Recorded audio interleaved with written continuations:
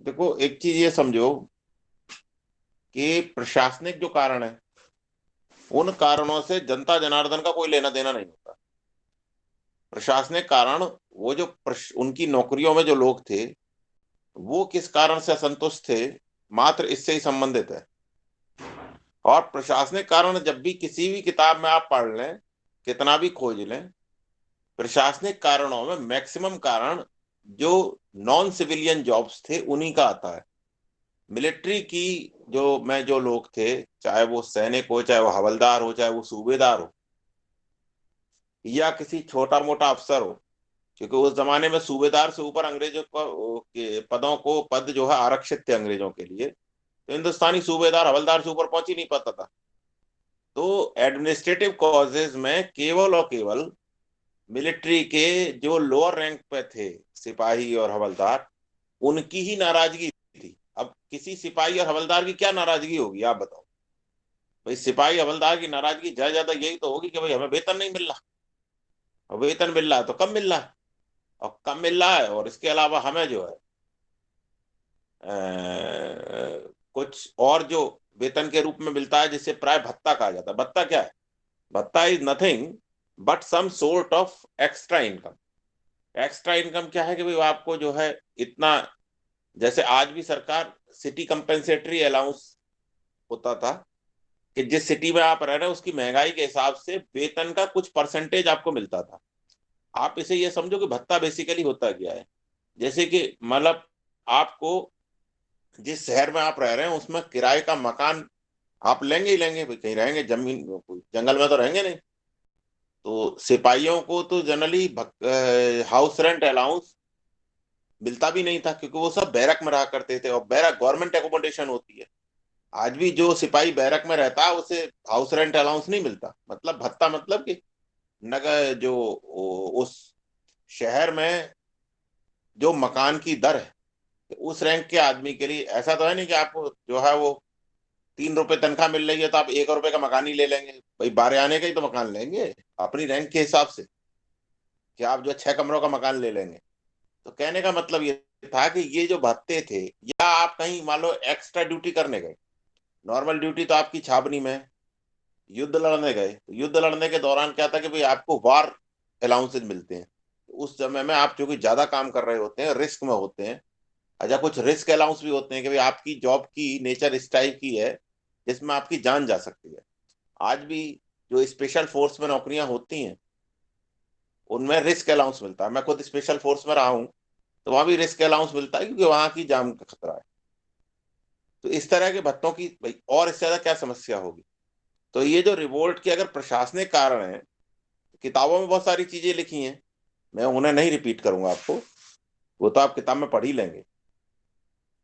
तो जो administrative causes हैं, मेजोरिटी में वो जो एडमिनिस्ट्रेटिव काजेज हैं वो सिपाहियों, हवलदार, सूबेदार, इस रैंक के जो लोग थे उन्हीं की नाराजगी। और नाराजगी क्या होगी भाई, वही मेन चीज, वही इशू है। और हाँ, ये है कि भाई हम ड्यूटी करने कहाँ जाएंगे और कहाँ नहीं जाएंगे। तो देखो, इससे संबंधित एक जो एडमिनिस्ट्रेटिव कॉज है, उससे संबंधित कंपनी ने एक कानून बनाया था, जिसके कारण मूल रूप से सिपाहियों की नाराजगी थी। एक क्या, दो तीन ऐसी चीजें थी वेतन भत्ते के अलावा। वो क्या थे? वो थे, एक था general services enlistment act. General services enlistment act क्या था? बेसिकली हुआ क्या कि जब बर्मा वॉर हुआ, जो मैंने आपको पढ़ा है 1824-25 में, और उसके बाद अफगान वार हुआ। तो अफगान वार में क्या हुआ कि बर्मा वार में बहुत सारे लोगों ने जाने से मना कर दिया कि भाई हम समुद्र पार नहीं करेंगे। खैर, फिर भी सेना गई, और जिन लोगों ने मना किया उनके खिलाफ कार्रवाई की गई। अफगान वार में बड़ी समस्या आई। अफगान वार में क्या हुआ, मैंने आपको बताया था कि फर्स्ट अफगानिस्तान का जो वॉर था वो बड़ा फेलियर रहा था। केवल एक ही आदमी वहां से लौटा था, वो भी मैंने आपको बताया था। याद आ रहा नहीं आ रहा भाई? जी सर। जाना, जलालाबाद के किले पर एक फोटो भी है बहुत फेमस, जिसमें एक अंग्रेज डॉक्टर ही लौटा था वहां से, कोई लौट नहीं पाया। और बहुत सारी सेना भी वहां गई थी जो वहां लड़ी रही। उसमें से बाद में री गया, वो कुछ लौटा। हुआ क्या है कि वो जो सैनिक हिंदुस्तानी गए थे, वहां अफगानिस्तान का टेरेन, अब तक जितनी लड़ाइयां कंपनी की हुई थी, देखो ये किसी किताब में नहीं लिखा हुआ, अब तक कंपनियों की, जो मैं आपको चीज बता रहा हूँ कि अब तक कंपनी की जितनी लड़ाई हुई थी, आप ध्यान से देखिए, बर्मा को छोड़कर पंजाब तक जितनी लड़ाइयां, चाहे मद्रास में लड़ाई हुई हो, चाहे वो हैदर अली से हुई हो, चाहे वो मराठों से हुई हो, चाहे वो हिंदुस्तान में इधर कहीं भी प्लेन में हुई हो, लेकिन किसी में भी वो कंडीशन नहीं आई जो अफगान वार में आई। अफगान वार में पहली बार हिंदुस्तानी सिपाहियों को, जो मूल रूप से अच्छा उसमें भी बंगाल रेजिमेंट गई थी। अफगान वार में क्या हुआ कि मैंने आपको बताया ही था कि फिरोजपुर में बहुत बड़ी सेना इकट्ठी की गई, जिसमें महाराजा रणजीत सिंह भी शामिल हुआ, तत्कालीन गवर्नर जनरल भी शामिल हुआ कि साहब अफगानिस्तान पे जाके चढ़ाई करी जाएगी और वहां जाके इसे बैठाला जाएगा, दोस्त मोहम्मद को हटा के शाह शुजा को बैठाला जाएगा अपना आदमी। क्योंकि वहां से कोई डिमांड नहीं थी, वो केवल रशियन फीवर, फीवर कह लो, फियर कह लो, दोनों एक ही सी चीज है। रशियन बुखार ही चढ़ा हुआ था इंग्लैंड वालों को, रूस का डर था। तो हुआ क्या कि जब ये लोग सतलज और ये सब नदियां क्रॉस करके, जब पेशावर क्रॉस करके अफगानिस्तान के हार्ड टेरेन पे गए, तो अफगानिस्तान में यहाँ ये जो एरिया है पूरा हिंदुस्तान का, यहाँ तो सब कुछ चीजें खाने को मिल जाती हैं। मतलब जो लोग मूलतः वेजिटेरियन थे वो भी आराम से सरवाइव कर सकते थे। लेकिन अफगानिस्तान में जब ये फंसे 2-3 साल, तो उस पीरियड में वहां खाने पीने के लिए बहुत सारी उन्हें ऐसी चीजें खानी पड़ी जो हिंदू धर्म शास्त्रों में वर्जित थी। जैसे वहां तो कुछ होता नहीं, वहां कोई कलाकंद की सब्जी तो आपके लिए बना के तैयार रखेगा नहीं, वहां तो भेड़ बकरी खाए जाते हैं, वहां कुछ और है ही नहीं, ना वहां कोई तरह तरह के व्यंजन बनते हैं। तो जब वो सैनिक लौट करके आए अफगान वार से, तो उन्हें उनकी गांव वालों ने वो कर दिया, हुक्का पानी बंद। जैसे कहते हैं ना भाई, ये तो आदमी यार, ये तो मांसाहारी हो गया और ये तो पता नहीं वहां क्या क्या कुकर्म करके आया है, इसे गांव समाज से बाहर कर दो। तो बहुत सारे जो पश्चिमी उत्तर प्रदेश और पूर्वी उत्तर प्रदेश और बिहार के सिपाही थे, उन्हें इस समस्या का सामना करना पड़ा। तो उन्होंने कहा भाई हम नहीं जाएंगे लड़ने, वहां एक तो परेशानी है, फिर गांव में आके लौटते हैं तो यहाँ जो है कमेंटबाजी होती है हमारे ऊपर। आवाज आ रही मेरी? जी सर। तो इनने कहा हम नहीं जाएंगे। फिर सरकार ने क्या किया, ये तो मामला गड़बड़ है, तो उन्होंने एक general services enlistment yes act, sir. General services का मतलब सामान्य सेवाएं, और एक्ट, एक कानून बनाया, उसमें ये लिखा है कि जब आप भर्ती होंगे सिपाही के रूप में तो एक एफिडेविट देंगे। वो एफिडेविट में क्या होगा, एफिडेविट में यह होगा कि मैं लिख के दूंगा कि मैं कहीं भी सेवा करने के लिए तैयार हूं, सरकार मुझे कहीं भी भेज दे। जब आप एक बार लिख करके दे देते हैं एफिडेविट के रूप में, जब आपकी नौकरी लगती है और आपसे कोई एफिडेविट भरवा लिया जाए, तब तो आप मजबूर हो जाएंगे उसे करने के लिए। सरकार ने किया था इसलिए कि अफगानिस्तान वार के बाद सिपाहियों को बड़ा सामना करना पड़ा, तो उन्होंने कहा भाई ये तो हमारा तो हुक्का पानी बंद हो गया, और वहां उन्हें मजबूर होना पड़ा बहुत उल्टी सीधी चीजें खाने पीने के लिए भी, सर्वाइवल वहां बहुत मुश्किल था। तो ये समस्या बर्मा वार और अफगान वार में आई, जिसके कारण के केनिंग की सरकार लेकर के आई थी इस बिल को। और ये बिल जो है बहुत बड़ा कारण बन गया विद्रोह का सिपाहियों में, तो भाई हम क्यों लिख के दें, हम कहीं भी सेवा करेंगे। अब सिपाहियों के पास वो विकल्प खत्म हो गया। वो कल को कह देते कि भाई जी हम नहीं जा रहे, तो बोले वो तो पहले ही तुम एफिडेविट साइन कर चुके हो। तो ये तो आ गया इसके प्रशासनिक कारणों में। दूसरा कारण ये था प्रशासनिक कारणों में, जो बहुत फेमस कारण है, बचपन से ही आप लोग सुन रहे होंगे, कि भाई जो कारतूस था वो जो है वो मुंह से काटना पड़ता था। अब इसकी कहानी क्या है? इसकी कहानी बच्चे ये है, इसे भी मिलिट्री कारण मान सकते हैं आप, मतलब एडमिनिस्ट्रेटिव कारण में। जब आप इसके प्रशासनिक कारण पढ़ेंगे किसी भी किताब में और इसके मिलिट्री काजेज पढ़ेंगे, तो दोनों में एक जैसी चीजें लिखी हुई हैं ऑलमोस्ट, कोई बहुत ज्यादा अंतर नहीं है उनमें। बस इतना अंतर है कि एडमिनिस्ट्रेटिव कॉजेज में एक चीज और जुड़ी हुई है कि जो प्रशासनिक मशीनरी थी लैंड रेवेन्यू की, वो गड़बड़ थी, कि लैंड रेवेन्यू जो वसूला जाता था वो बहुत ज्यादा वसूला जा रहा था। तो ये बेसिकली इकोनॉमिक कारण भी है, इसे हम अकेले केवल उससे प्रशासनिक कारण से नहीं जोड़ सकते। क्योंकि लैंड रेवेन्यू वसूल करने में जो प्रशासनिक मशीनरी थी उसे क्या समस्या थी, भाई लेखपाल को क्या परेशानी आ रही, लेखपाल को तो जाके अपना वसूल करना, परेशानी तो उसे आ रही किसान को जो जिसे देना पड़ रहा है। तो अब था क्या कि लाल डलहौजी को भी ये लगा, ऑकलैंड के बाद ही ये प्रॉब्लम आनी शुरू हो गई। तो डलहौजी तक ये महसूस किया गया कि भाई ये जो आर्मी है बेसिकली इसमें इनडिसिप्लिन बहुत बढ़ गया है, मतलब जिसे कहना चाहिए अनुशासनहीनता, और खास तौर से बंगाल आर्मी में बहुत बढ़ गया है।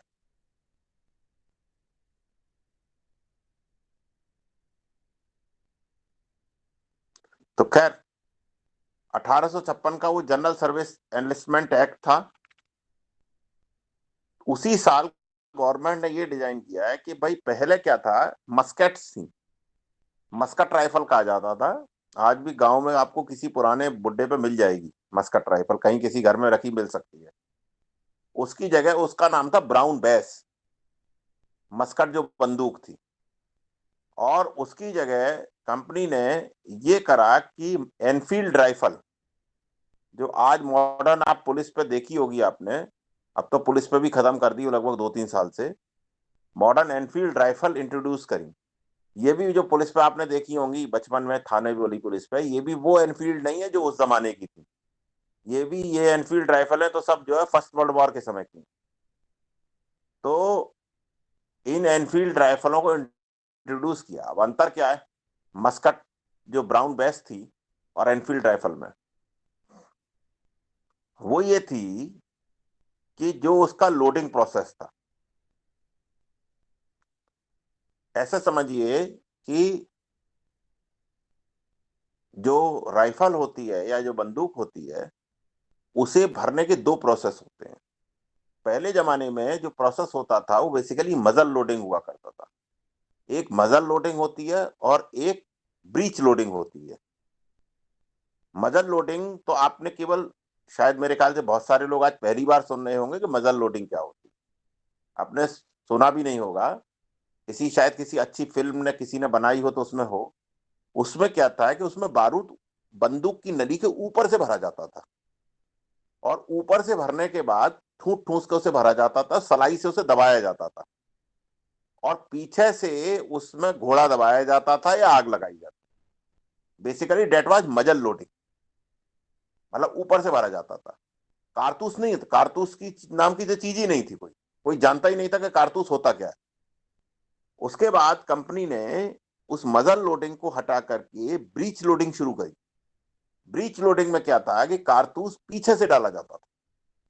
शुरुआत में तो उसमें भी आगे से ही पड़ता था, लेकिन फिर पीछे से डलने लगा, जिसमें कि पीछे से डलने में हमेशा उस राइफल को या उस बंदूक को कॉक किया जाता, उसे कॉक करना कहते हैं, लोड करना और कॉक करना। उसमें आज जो आप बंदूकें देखते होंगे गांव में आपके चलती होंगी, राइफलें चलती होंगी, वो सब कार्ट्रिज है, उसमें कारतूस है। मदर लोडिंग तो अब कोई देखता ही नहीं है, तो होती ही नहीं है मदर लोडिंग। कहीं कहीं जो गांव में खेत लेते हैं लोग, वो तोते वोते भगाने के लिए जो भर लेते हैं, उन्हें कहते हैं, उन्हें देहाती भरतू बंदूक कहा करते थे देहाती में। तो कंपनी ने उसे रिप्लेस करके एनफील्ड राइफल इंट्रोड्यूस करने का फैसला किया। एनफील्ड राइफल में जो कार्ट्रिज था, उसे लोड करने से पहले उसकी कैप हटानी होती। अच्छा, वो कैप जो है बेसिकली दांत से ही हटाई जा सकती है या मुंह से हटाई जा सकती है, क्योंकि कैप बड़ी टाइट होती है, इतनी आसानी से हटती नहीं थी। अब उसमें अफवाह ये फैली कि साहब ये जो कैप है, इसके ऊपर अंदर जो ग्रीस लगा हुआ है कार्ट्रिज में, वो जो फैट है, भाई कोई भी ग्रीस हो, जो फैट ही तो होती है, वो एनिमल फैट होती है मूल रूप से। अब वो एनिमल फैट जो है वो बेसिकली गाय और सुअर की है। तो गाय हिंदुओं के लिए पवित्र थी और सुअर मुसलमानों के लिए हराम था, दोनों ही अपोजिट चीजें हैं। सुअर इज मतलब is not a sacred animal for Muslims, कोई वो पवित्र चीज नहीं है, वो तो बहुत हराम चीज है इस्लाम के ट्रेडिशन के अनुसार। और गाय हिंदुस्तानियों के लिए पवित्र, मतलब एक के लिए बिल्कुल बहुत पवित्र चीज और एक के लिए बिल्कुल सबसे खराब चीज, दोनों के लिए कॉमन बिंदु बन गया। अच्छा, था क्या कि दमदम बेसिकली जगह पड़ती है बंगाल में, आज भी कलकत्ता में ही है। ये कारतूस बनते थे अंबाला में। वहां से कंपनी की तरफ से कोई बहुत ज्यादा प्रयास नहीं किया गया इस अफवाह को रोकने के, कि भाई ये वास्तव में इसमें कोई इस तरह के एनिमल फैट तो वो थी, ये तो सब जानते हैं, लेकिन इन जानवरों के एनिमल की चर्बी से नहीं बनी हुई। फैट तो एनिमल होती है, प्लांट फैट तो लगती नहीं उस पर, एनिमल ही फैट थी। अब कंपनी ने कोई बहुत ज्यादा इस पर बहुत ऑफिशियल खंडन नहीं किया, ऑफिशियल प्रयास नहीं किया। एक वुलविच नाम की जगह थी जहां पर ये बनती थी, वुलविच आर्सेनल, वहां से भी कोई कंडेमनेशन जारी नहीं हुआ। तो ये बेसिकली सिपाहियों की नाराजगी का बहुत बड़ा कारण था। तीसरा कारण ये था कि डलहौजी ने 1854 में एक पोस्ट ऑफिस एक्ट लागू किया था। पोस्ट ऑफिस एक्ट से फायदा तो ये बहुत हुआ था, मैंने बताया भी था, कि भाई आम आदमी जो है एक आने में जो है यहाँ से लेके और पत्र जो है हिंदुस्तान के किसी भी कोने में भेज सकता था, और उस पत्र को पहुंचाने की जिम्मेदारी सरकार की हुआ करती थी। उस जमाने में कोई कम्युनिकेशन का कोई व्हाट्सएप चैनल तो हुआ नहीं करता था। तो लेकिन उसमें प्रॉब्लम क्या हुई, प्रॉब्लम उसमें यह हुई कि उसी एक्ट में डलहौजी ने यह प्रावधान कर दिया कि जो फ्री में मिला करता था सैनिकों को, इधर से उतर सैनिकों को, देखिए पोस्ट ऑफिस एक्ट में जो सुविधा की गई थी वो सुविधा आम आदमियों के लिए की गई थी। सैनिकों को तो ये सुविधा पहले से ही मिली हुई, लेकिन सैनिकों को ये सुविधा चार्जेबल कर दी गई थी डलहौजी के द्वारा। उन्हें पहले मिलता था फ्री पोस्टेज, कि भाई अपनी डाक कहीं से भी कहीं भेज दें। अच्छा, सैनिकों को जरूरत भी पड़ती थी, जो आदमी घर के घर में रह रहा है उसके लिए किसी चीज की जरूरत नहीं है, उसे वो अपने घर में थोड़ी चिट्ठी भेजेगा किसी को जब वो खुद ही उसी घर में रह रहा है। उस जमाने में नौकरियों में जो भी नौकरियां थी, भाई आज तो भी नौकरियां बहुत सारी ऐसी हैं जिसमें आप बाहर जाते हैं, उस जमाने में तो मेजोरिटी में सोसाइटी जो है एग्रीकल्चर थी। तो एग्रीकल्चर करने वाला तो कहीं जाता नहीं, अपने गांव में ही रहता है। और नौकरियां वैसी सिविलियन नौकरियां तो बहुत ज्यादा थी नहीं, मेजोरिटी में नौकरियां मिलिट्री की हुआ करती थी जो बाहर जाने वाली थी। और सिविलियन नौकरी भी होगी तो वो छोटी मोटी नौकरी तो वो अपने ही शहर में हो जाती है, अपने ही जिले में हो जाती है, या अपने ही तालुका में हो जाती है। मिलिट्री वालों के लिए इसके सबसे ज्यादा स्कोप था। उन्हें इस बात की भी नाराजगी थी कि भाई हमारी फ्री की ये सुविधा बंद क्यों है। आवाज आ रही है ना बच्चों? जी सर। चलिए, तो यस सर, आवाज आ रही है सर। ठीक।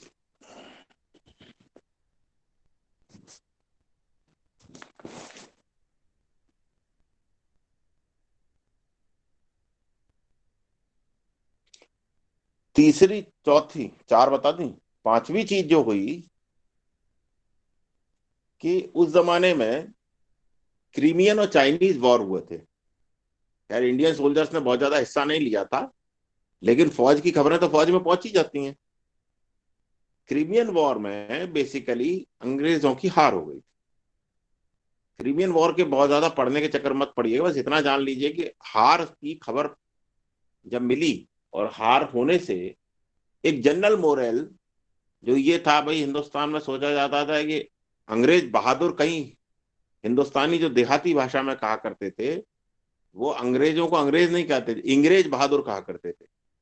इंग्रेज बहादुर जो है, बहादुर शब्द ही इसलिए जोड़ा था कि भाई अंग्रेज कहीं मात नहीं खाएंगे, वो दुनिया की सबसे ऊंची कौम है। अंग्रेज बहादुर जो है इनविंसिबल है।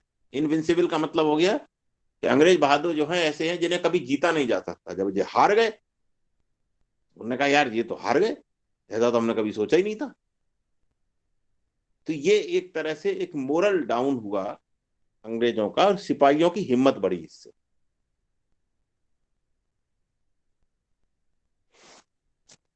अच्छा, कंपनी साथ में अफीम का भी व्यापार करती थी।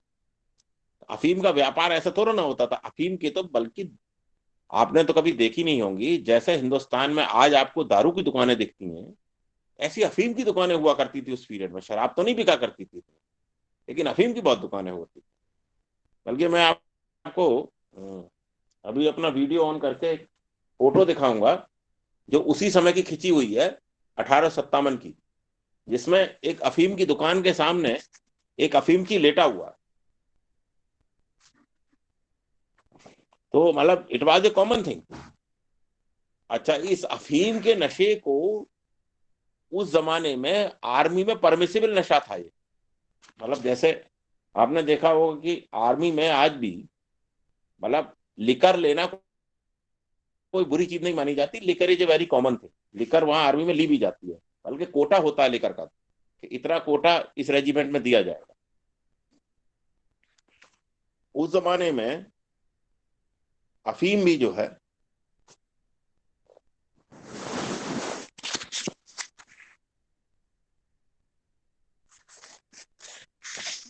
खूब यूज की जाती थी, और वो आर्मी के सैनिकों के द्वारा भी यूज की जाती थी। भाई चमक रहा है? नहीं चमक रहा?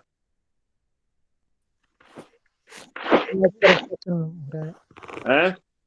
मैंने कैमरा तो उसी के सामने कर दिया, मुझे नहीं मालूम कि तुम्हें चमक रहा है कि नहीं चमक रहा। ऊपर नीचे करूं कुछ? नहीं सर, दिख रहा है। दिख रहा क्या है, दिख रहा है, पढ़ के बताएगा कोई?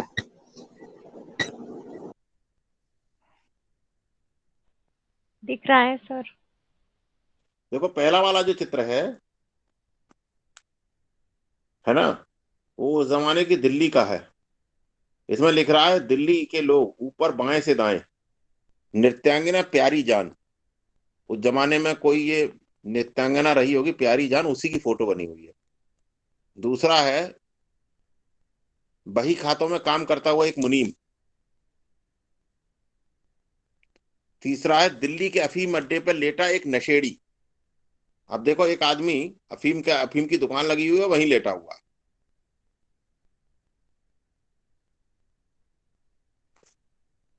ये उस जमाने की चित्रकारी है। फोटोग्राफी तो क्या कहें, इसे चित्रकारी है, लेकिन बहुत कुछ हद तक फोटोग्राफी जैसी है।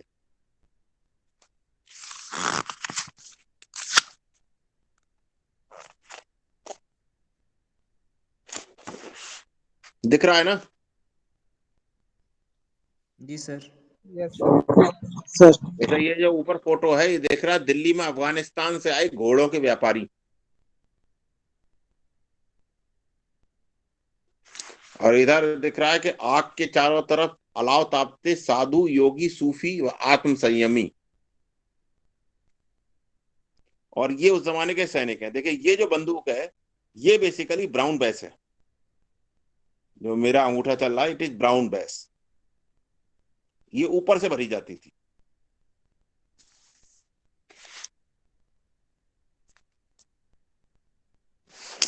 खैर,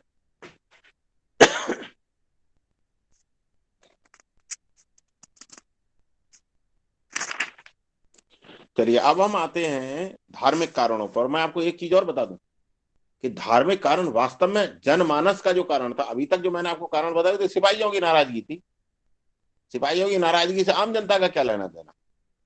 एक गांव में जाए तो 4-5 सिपाही होंगे, 10 सिपाही होंगे, इससे ज्यादा तो होंगे नहीं। गांव में तो कम से कम 300 परिवार है, 100 परिवार है। अब जनता की नाराजगी के जो कारण है वो मैं आपको बताता हूँ। उसमें जनता में, हिंदुस्तान जैसी जनता में, तो सबसे पहला कारण धार्मिक ही बनता है।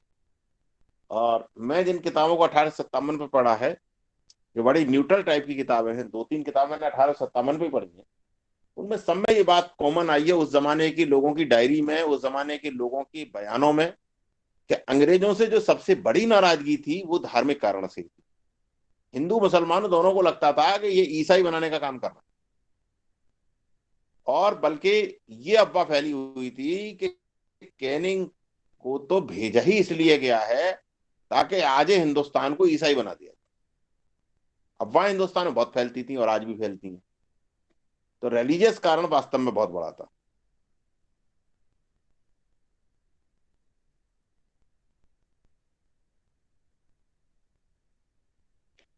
अच्छा, उसमें भी तीर में तुक्का एक और लग गया कि जिन सिपाहियों ने अगर ईसाइयत अपना ली, उन्हें जल्दी प्रमोशन दे दिए जाते।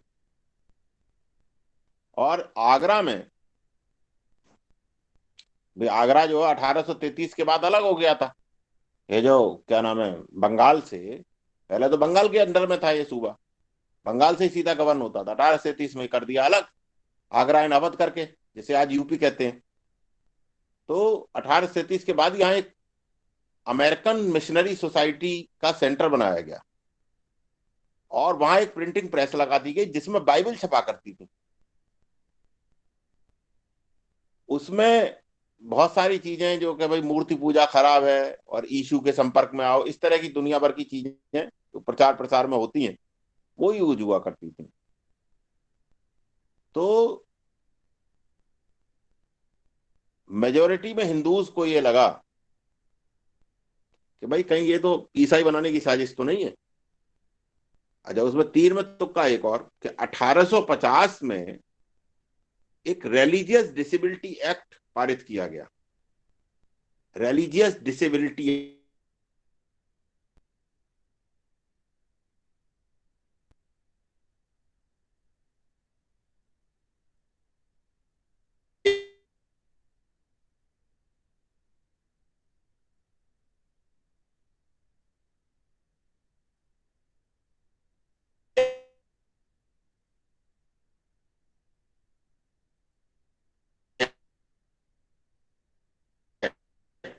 इसका उद्देश्य ये था, इससे पहले क्या था है कि कोई भी व्यक्ति घर का है अपना धर्म भी बदल लेता है तो भी उसका हिस्सा कहीं नहीं जाएगा, मतलब उसे वंचित नहीं किया जा सकता। क्योंकि हिंदू धर्म में सक्सेशन के दो तरह के प्रावधान है, एक मिताक्षरा सिस्टम है, एक दाय भाग सिस्टम है।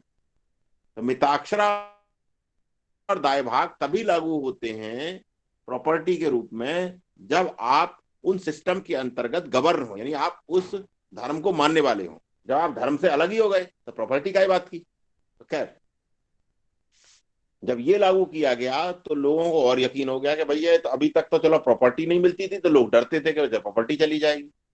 अब तो यहाँ स्थिति ये आ रही तो प्रॉपर्टी भी मिलने लगेगी, तो इसका मतलब तो बहुत आसानी से कोई भी व्यक्ति ईसाई हो सकता है। और कैनिंग के बारे में बहुत सस्पेशन था। रेलवे का जो विकास हुआ, रेलवे के विकास को भी शुरुआत में लोगों ने ये लिया कि इसको इसलिए बचाया जा रहा है ताकि लोगों को आसानी से ईसाई बनाया जा सके।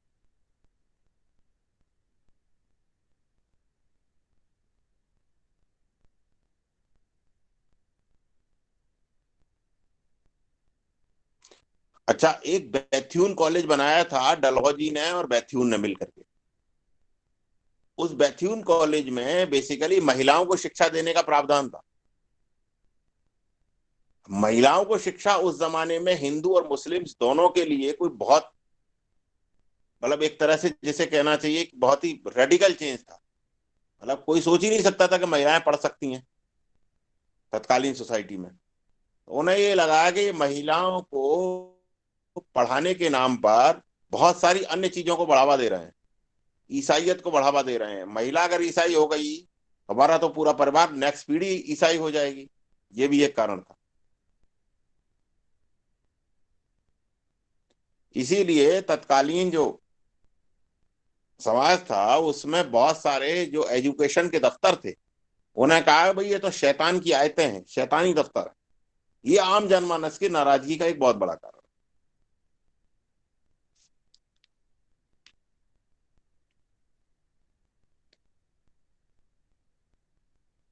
सोशल कारणों में अगर हम माने तो जो बेसिकली ब्रिटिशर्स थे, वो हिंदू और मुसलमानों को एक उनका पहले से प्री सेट एजेंडा रहता था, एक माइंडसेट रहता था जिसमें कि वो मुस्लिम्स को ये मानते थे कि ये बिगोट्स हैं। बिगोट्स मतलब कट्टरपंथी और क्रूअल है, क्रूर बहुत है, और इन पर यकीन नहीं किया जा सकता। सेम हिंदुओं के बारे में उनका मानना यह था कि हिंदू बड़े बर्बर हैं और गंवार हैं, इनमें ना कोई सभ्यता है ना कोई संस्कृति है, बिल्कुल विशुद्ध गंवार है ये उनका प्री से माइंड सेट रहता था। तो उसी अनुसार वो बिहेवियर करते थे। तो आम जनमानस में उनके प्रति कोई सिंपैथी नहीं थी, बल्कि ये मानते थे कि ये हमें पसंद नहीं था।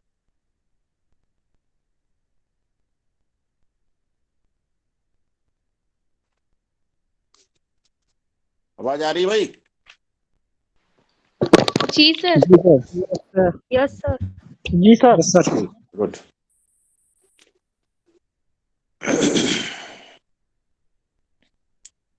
तो अब हम आते हैं पॉलिटिकल काजेज पे। तो इकोनॉमिक कॉजेज तो मेरी समझ में आता है कि इकोनॉमिक कॉजेज में तो आप समझ लें कि निश्चित रूप से आम जनता पे फर्क पड़ेगा। इकोनॉमिक कॉजेज में main land revenue. Economic causes में क्या है, उस जमाने में कोई इंडस्ट्री तो थी नहीं। जैसे आप कोई इंडस्ट्री, जो जो वर्कर्स हैं उन पर कोई प्रभाव पड़ रहा है, या कोई शेयर मार्केट पर प्रभाव पड़ रहा है, कोई डे लेबर का प्रभाव नहीं पड़ रहा है। इकोनॉमिक कॉजेज में मेजोरिटी में क्या थी, लैंड रेवेन्यू था। लैंड रेवेन्यू सिस्टम में उसके वसूल करने का जो तरीका था वो बहुत ज्यादा क्रूअल था, हमेशा वसूला जाता था। और जो लैंड रेवेन्यू सिस्टम था उसने जमींदार और कृषक के बीच में एक बड़ी खाई पैदा कर दी। जमींदारों को कोई लेना देना नहीं था, और जहां कंपनी ने डायरेक्ट वसूला वहां भी बहुत ज्यादा वसूला। तो मोटा मोटा चाहे वो जमींदार के माध्यम से वसूला जाए चाहे कंपनी सीधे वसूले, अल्टीमेटली किसान अपनी फसलों से इतना पैसा भी नहीं बचा पाते थे कि वो अपनी जीवन को यापन कर सके। ये मोटा समझ ली। बाकी किताबों में तो बहुत बुद्धि विलास लिखा हुआ है, जिन्हें क्या क्या दुनिया भर की चीजें लिख दी। भाई मोटा मोटा बिल्कुल प्लेन शब्दों में उसका अर्थ ही है।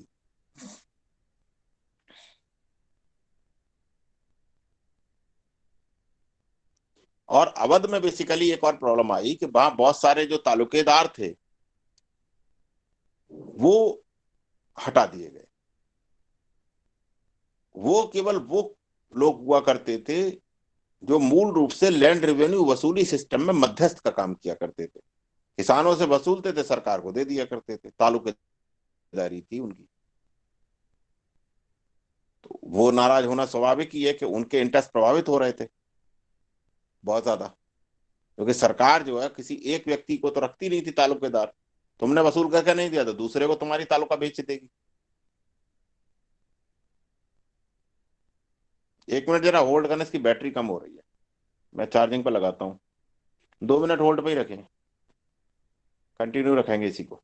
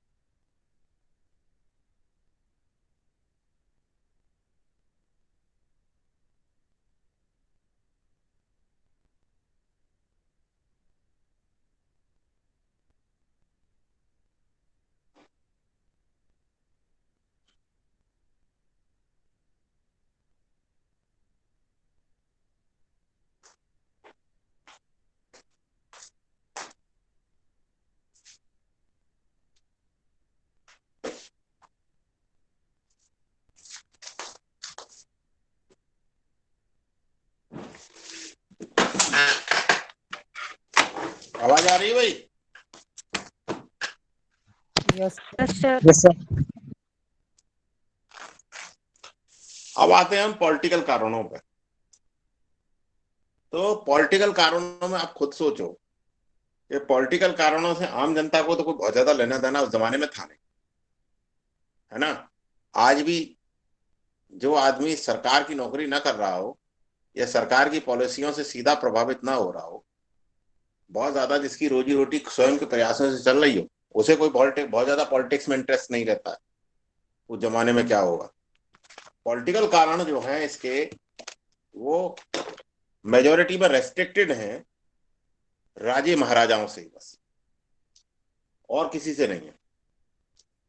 राजे महाराजाओं में क्या, भाई जिनकी सत्ता चली गई वो नाराज थे, जिनकी सत्ता अंग्रेजों ने बनाए रखी वो कुछ थे।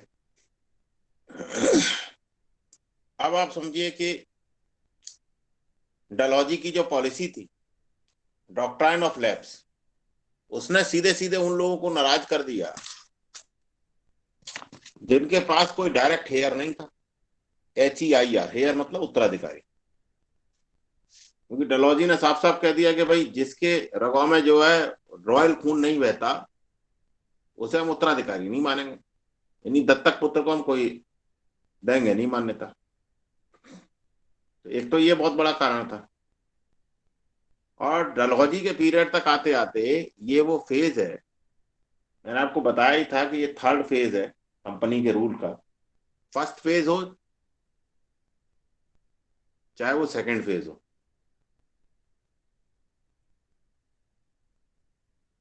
और थर्ड फेज तक तीनों ही। फर्स्ट फेज तो मैंने आपको बताया था कि 1757 तक था, 1707 से, जब केवल प्योर व्यापारी थे। फिर शासक बनने की प्रक्रिया शुरू हुई और बनते बनते 1820 तक का आया समय, जब सब जगह युद्ध लड़े खूब जम के, मराठों से लड़, हैदर अली से लड़, सबसे लड़। 1820 में वो फेज आ गया कि भाई अब हमारे बराबर कोई है ही नहीं, हमारी पैरामाउंट सी है। 1820 से 1857 के बीच में भी जो बचे कुचे थे वो कंपनी ने सब निकल लिए। अब अंतिम जो निकले गए वो हैं सतारा है, जयपुर है, संबलपुर है, बघाट है, उदयपुर है, झांसी है। ये सब डॉक्ट्राइन ऑफ लैप्स में निकले गए। कुछ जीते भी गए डलहौजी के पीरियड में, सिक्किम का कुछ हिस्सा, पीऊ बंगा बर्मा का हिस्सा था, बहुत सारी चीजें जीती भी गई। अब हुआ क्या कि अब खतरा किन्हें था? खतरा उन्हें था जिनकी जीत ली, जिनकी, सॉरी, खतरा उन्हें था जिनकी अभी बनी हुई है, और जिनकी जीत ली गई वो दुश्मन हो गए सीधे सीधे, कि उनकी रियासत चली गई। और जीते ही नहीं गए, बल्कि कर्नाटक और तंजौर के जैसे नवाब जो बिल्कुल टाइटुलर थे, कोई बहुत उनका वो नहीं था, उनके टाइटल भी ले लिए गए कि अब आप अपने नाम से पहले राजा महाराजा नहीं लगाओगे, महाराज करके नाम जो शुरू हुआ था, टाइटल उनके विड्रॉ कर लिए गए। इवन जो बचे कुचे थे जिनको लगा कि इनके पीछे अब कोई सपोर्ट नहीं है, उनकी पेंशन भी खत्म कर दी गई। जैसे कि पेशवा बाजी राव सेकंड तक पेंशन थी, नाना साहब को पेंशन ही बंद कर दी। और अंग्रेजों में बड़ा उत्साह था अपनी अपने राज्य को लेकर के। सर चार्ल्स नेपियर ने एक जगह लिखा है कि अगर मैं 10-12 साल के लिए हिंदुस्तान का एम्परर बन जाऊं, एक भी हिंदुस्तानी बादशाह बचेगा नहीं, निजाम का तो लोग नाम ही भूल जाएंगे, और नेपाल को भी कब्जा लूंगा। तो मेंटेलिटी तो यही थी कि भाई कुछ बचे नहीं।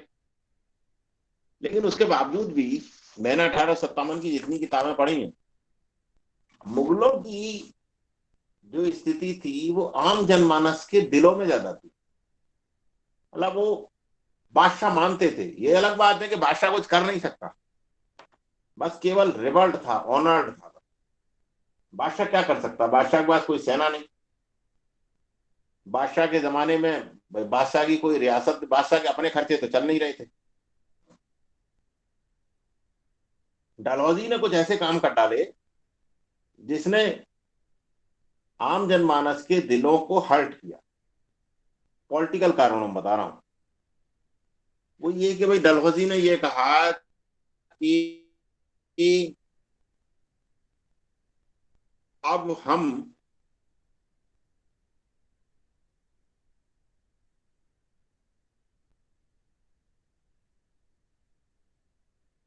मुगलों के नाम से न कोई सिक्का इक्का ढालेंगे, और बल्कि डलहौजी का प्लान ये भी था कि मुगल बादशाह को बहादुर शाह जफर के बाद लाल किला खाली करना पड़ेगा।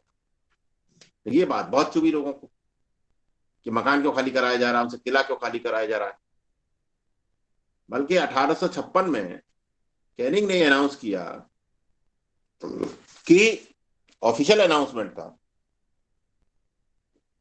कि जो भी अब प्रिंस बादशाह बनेगा, बादशाह क्या बनेगा, जो भी प्रिंस होगा नेक्स्ट इन सक्सेशन, उसे न केवल अपना नाम के पीछे लगने वाले टाइटल को छोड़ना पड़ेगा, बल्कि लाल किले के बाहर जाकर के किसी मकान में रहना। ये बात मुसलमानों को ये लगा कि भाई अंग्रेज जो है तैमूर के खानदान को नीचा दिखाना चाहते, जिन्होंने 300 साल तक राज किया।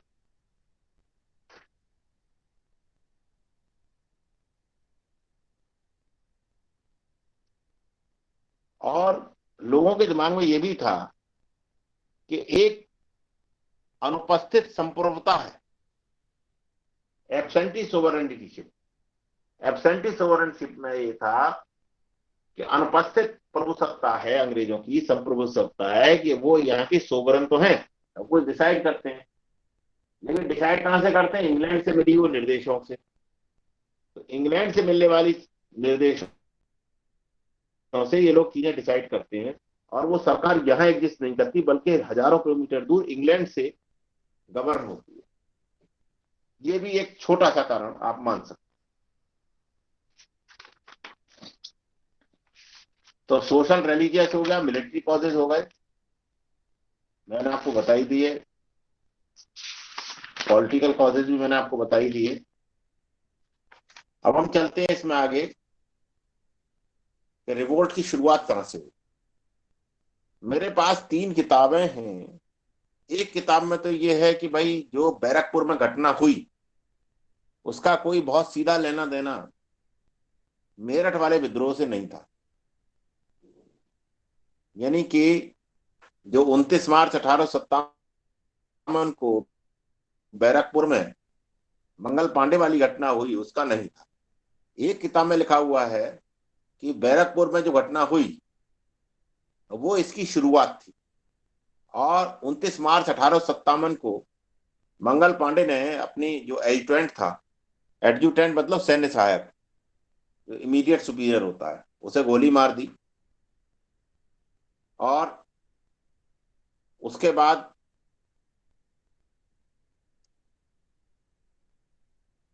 मंगल पांडे को पकड़ लिया गया, उसे फांसी पे चढ़ा दिया गया। और जो 34 एनआई थी, नेटिव इन्फेंट्री, एनआई का मतलब नेटिव इन्फेंट्री, 34 34वें नंबर की थी, उसे डिसबैंड कर दिया गया। बल्कि आपने आमिर खान की वो फिल्म देखी हो मंगल पांडे, तो उसने इन मामलों में बड़ा ध्यान दिया है। मंगल पांडे के जो सिर पे वो है टोपी, उसमें जो बिल्ला लगा हुआ है उसको 34 ही लिखा हुआ, 34 एनआई।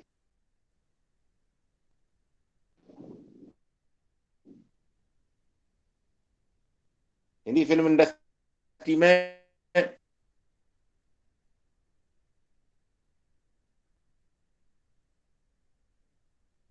बड़े उल्टे सीधे फिल्में बनाते हैं। दरोगा को एसपी के स्टार लगा देते हैं, एसपी को हवलदार के लगा देते हैं, वो सब ऐसे उल्टे सीधे। हीरो जो है लंबी लंबी जुलवेलियां घूमता है पुलिस वाला बन के, और 3 वर्दी के बटन खोले रहता है। ये इस तरह की चीजें हिंदी फिल्म इंडस्ट्री में पे ना कोई रिसर्च होता है, ना कोई ध्यान देते हैं। हाँ, हॉलीवुड की इंडस्ट्री में अगर वो मिलिट्री की जनरल्स को दिखाएंगे, या वहां की फिल्मों में जनरली पुलिस वालों को बहुत ज्यादा दिखाया भी नहीं जाता जैसे यहाँ दिखाया जाता है। तो वहां बड़ा रिसर्च से दिखाते हैं, कभी ऐसा एरर नहीं करते इन चीजों में। यहाँ इसलिए एरर कर देते हैं कि लोगों को मालूम है कि आम जनता को इन सब चीजों के बारे में कुछ नहीं पता, कुछ भी दिखा।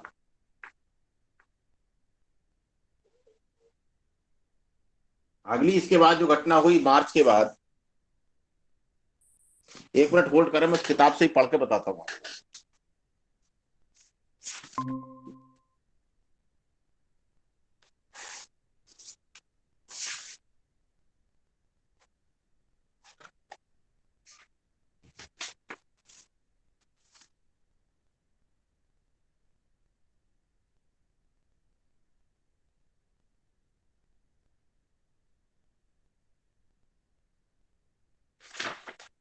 आवाज आ रही है? Yes sir.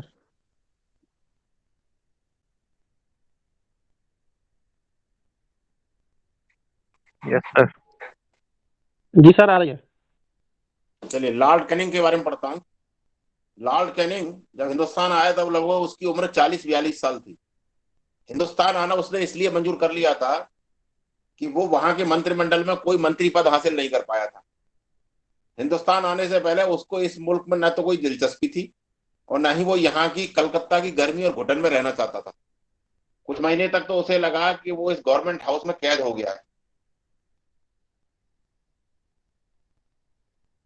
उसने लिखा कि वह अपने फाइलों के ढेर के नीचे दबे हुए एक नौकर की तरह जी रहा है।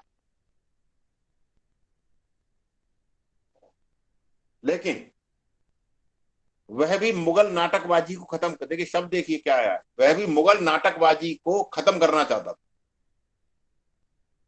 मुगल नाटकबाजी क्या थी? बड़े बड़े टाइटल लेना, दरबार में जाके हाजिरी लगाना, वहां बादशाह को नजराना पेश करना। ये रोजमर्रा की जिंदगी में वो सारे अधिकार जो रियाया बादशाह व उसके खानदान को साथ जोड़कर देखती है, रियाया मतलब जनता, तख्तो ताज के साथ जब्त किए जा चुके हैं। बादशाह को जो गवर्नर जनरल या फौज के कमांडर की तरफ से नजराने और तोहफे पेश किए जाते थे, वह भी अब खत्म हो चुके हैं। उनकी मोहर का सिक्का भी खारिज हो चुका है। गवर्नर जनरल की मोहर पर से भी उनकी ताबेदारी का निशान निकाल दिया गया। ताबेदारी उनका मतलब जैसे कि हमारे किंग के नाम से, जैसे आज की डेट में नहीं भारत के राष्ट्रपति की तरफ से सब जारी किए जाते हैं आदेश, सेम ताबेदारी, बल्कि दूसरे देसी राजे महाराजाओं को भी इसके उपयोग पर पाबंदी लगा दी गई है। उन्हें अब भी शहनशाह कहने का मतलब होगा कि वो पूरे मुल्क के हाकिम है क्या, पूरे मुल्क के बादशाह है क्या? ऐसा कुछ नहीं है।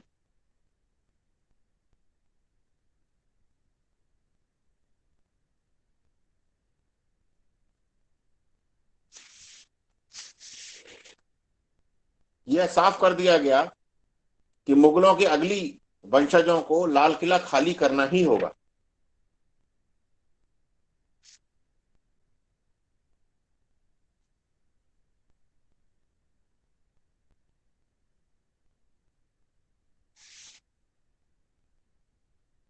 दिल्ली में मार्च 1857 में कुछ इश्तेहार चुपका किए गए। इश्तेहार जानते हो? पोस्टर्स, जिसमें नंगी तलवार और ढाल बनी थी, जिसमें लिखा था कि ईरान के बादशाह की तरफ की जो आर्मी, ईरानी सिपाहियों ने अंग्रेजों को जबरदस्त शिकस्त दी है। ये भाई क्रीमियन वॉर का जिक्र कर रहे हैं।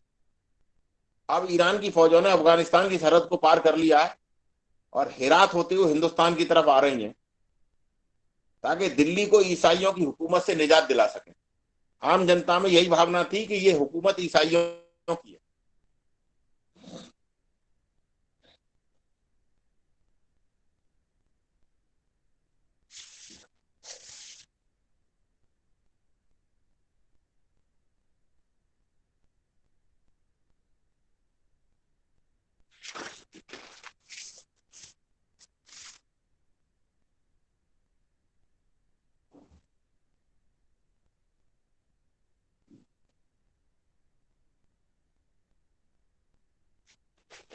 एक किताब छपी उस पीरियड में,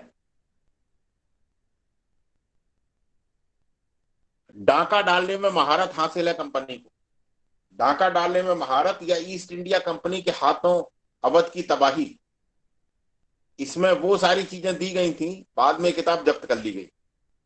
इसमें कंपनी ने अपनी चालबाजियों से लखनऊ को कब्जा लिया। तो मैं जो आपको बताना जा रहा था,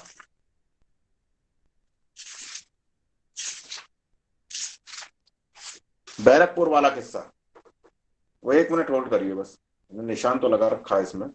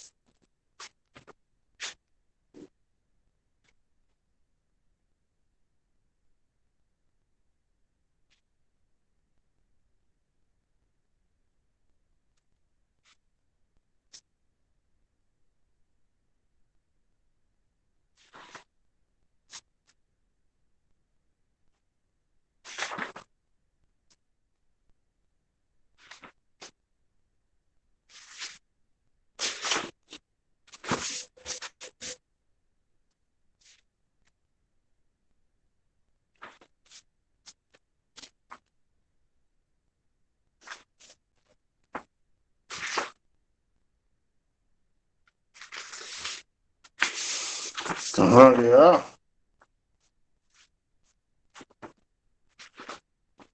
चलिए, मिल जाएगा तो कल सुना दूंगा। निशान तो लगाए थे, दिख ही नहीं रहा।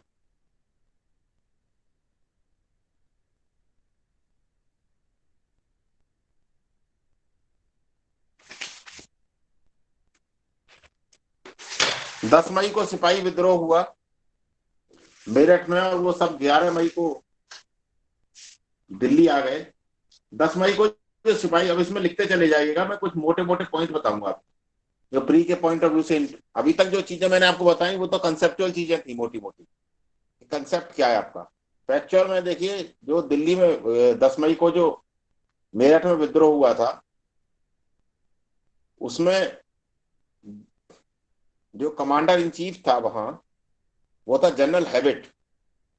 एक बार सवाल किसी प्री एग्जाम में पूछा गया है कि मेरठ में कौन था, वो जनरल हैबिट है, HEWITT।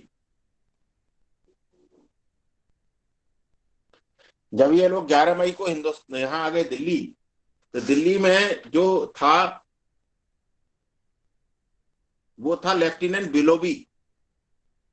एक बार मैचिंग के लिए भी आया था, शायद बिहार PCS में आया था, यूपी में आया था, कहाँ आया था।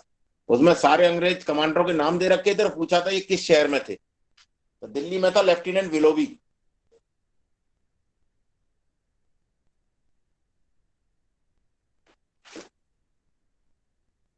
लिख लिया? आगे बढ़ू? Yes sir. मेजोरिटी में आप लोगों ने 1857 तो पढ़ी रखा होगा, कोई ऐसा भी जिसने 1857 को बिल्कुल ना पढ़ा हो अब तक?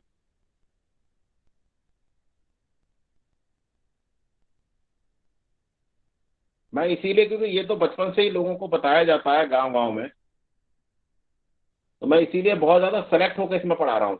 मतलब बहुत ज्यादा इसकी डिटेल नहीं बता रहा है कि कहाँ किसने क्या विद्रोह किया। अब ये बताना बेवकूफी है कि रानी लक्ष्मीबाई ने झांसी में विद्रोह किया था, तो ये इसकी कहानी मुझे आपको सुनाने की जरूरत है क्या? No sir. सर। चलिए, अब आप देखिए आगे। दिल्ली में जो था वो मामला मई से शुरू होकर केवल सितंबर तक चला, आप जान लो। सितंबर में दिल्ली दोबारा कब्जा ली है।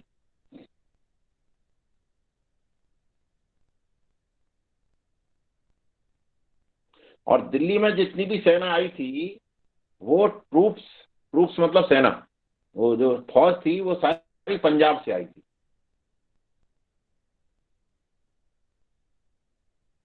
और वो बाद में भारत का वायसराय भी बना। उसका नाम, चलो वो आपके ज्ञान पे छोड़ते हैं, लास्ट में बताऊंगा मैं। तब तक इंटरनेट पे तलाश सको तो बहुत बढ़िया बात है। खैर, दिल्ली में क्या था? दिल्ली में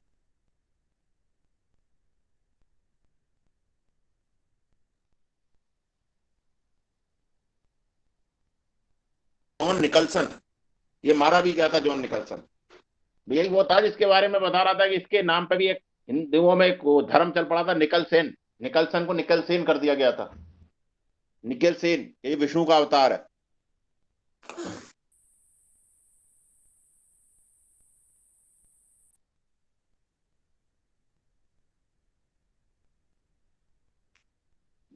क्या नाम है? दिल्ली दरवाजे पर गोलाबारी हो रही थी, उसी में घायल हो गया तो फिर मर भी गया था।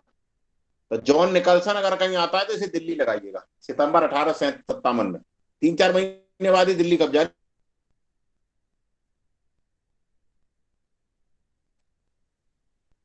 सर आपकी वॉइस ब्रेक हो रही है। इंपॉर्टेंट था ना। दूसरा वहां महत्वपूर्ण आदमी है हडसन।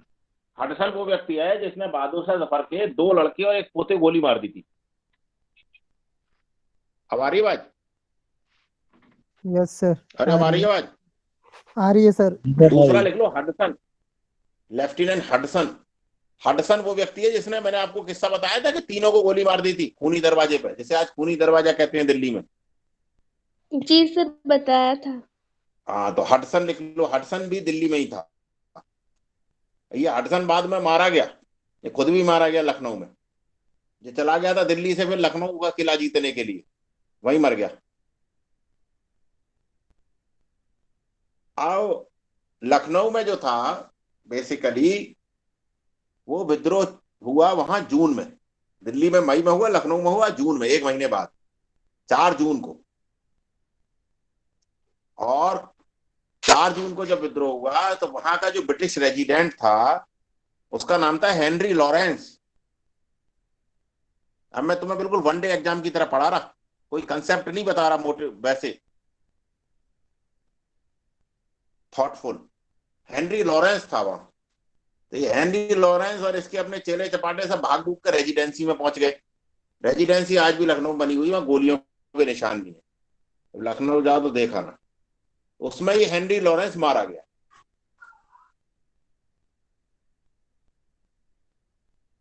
उसके बाद जनरल हैवलॉक को भेजा गया। जनरल हैवलॉक और आउट्रम, इन दोनों को भेजा गया सितंबर के महीने में, लेकिन ये कुछ कर नहीं पाए। उसके बाद अंग्रेजों की जो यूनिफाइड कमांड थी उन्होंने डिसाइड किया कि वहां जिस व्यक्ति को भेजा जाए वो था बेसिकली स्वयं आर्मी का कमांडर इन चीफ, जिसका नाम था कॉलिन कैम्पबेल। ये इंग्लैंड से भेजा गया था कमांडर इन चीफ बना के नया, कॉलिन कैम्पबेल। इसने क्या किया कि गोरखा रेजिमेंट का सहारा लिया और गोरखाओं की सहायता से ये लखनऊ में घुसा।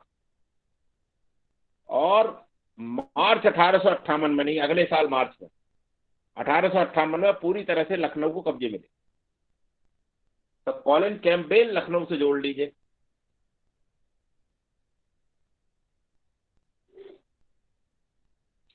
कानपुर में जो विद्रोह हुआ, कानपुर में विद्रोह जो हुआ था वो 5 जून को हुआ था। 5 जून 1857 को। लखनऊ में 4 जून को हुआ था, कानपुर में 5 जून को हुआ था। और कानपुर में जो कमांडर था जिसके खिलाफ विद्रोह हुआ वो था ह्यूग व्हीलर। ह्यूग व्हीलर, इसने कर दिया सरेंडर। कानपुर में एक बड़ी घटना हुई थी। बड़ी घटना यह हुई थी जिसका प्राय इतिहास की किताबों में जिक्र नहीं मिलता। एक बीबी घर है कानपुर में, उसे बीबी घर मैसेकर भी कहते हैं। वहां बहुत सारे 200-300 अंग्रेजों को बंधक बनाए रखा था बहुत दिन तक। बाद में जब कंपनी ने चढ़ाई करी दोबारा से कानपुर पे, तो उनको यूज किया जाना था एज ए बार्गेनिंग, लेकिन वो चीज हो नहीं पाई बार्गेनिंग वाली। और वो बीबी घर में जितने अंग्रेज थे उन्हें मार दिया गया। 100-150-200 थे। बीबी घर नरसंहार कहते हैं उसे किताबों में। वो कानपुर में हुआ था, बस इतना जान लीजिए।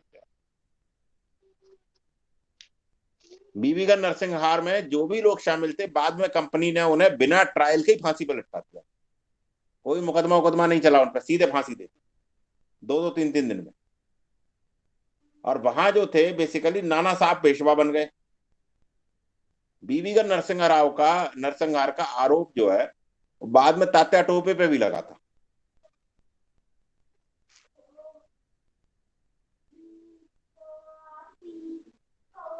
तो वहां तात्या टोपे के नेतृत्व में ही लड़ाई लड़ी गई। नाना साहब तो खैर राजा बन गए थे, पेशवा बन गए थे, पेशवा घोषित कर दिया था उन्होंने अपने आप को।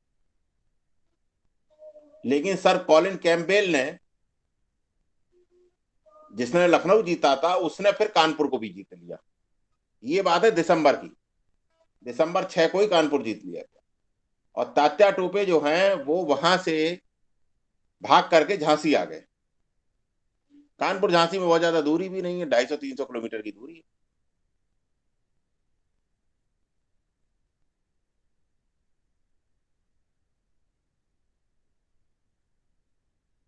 और अगली जो है वो हुआ था जून में ही, जून 57 में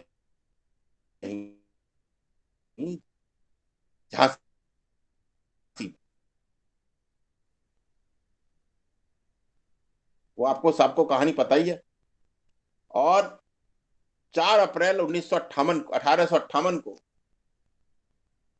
झांसी की रानी किले से कूद गई थी। जब बेसिकली झांसी की रानी का जो तुपची था मेन, गुलाम गौस खां, वो तुपची उस दिन मारा गया था 4 अप्रैल 1858। 57 में विद्रोह हुआ है, 1 साल चला, लगभग 10 महीने मान, 10 महीने रानी का शासन रहा। तो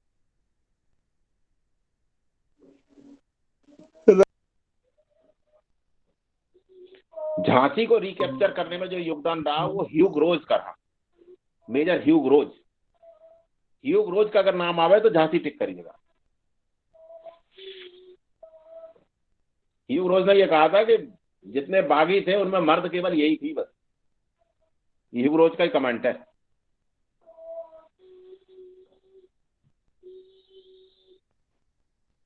तात्या टोपे फिर फरार हो गए। बाद में उन्हें 1 साल बाद अप्रैल 59 में पकड़ लिया गया और फांसी पे चढ़ा दिया गया। नाना साहब पेशवा के बारे में कहा जाता है उनका कोई सुराग नहीं मिला, वो संभवतः नेपाल चले।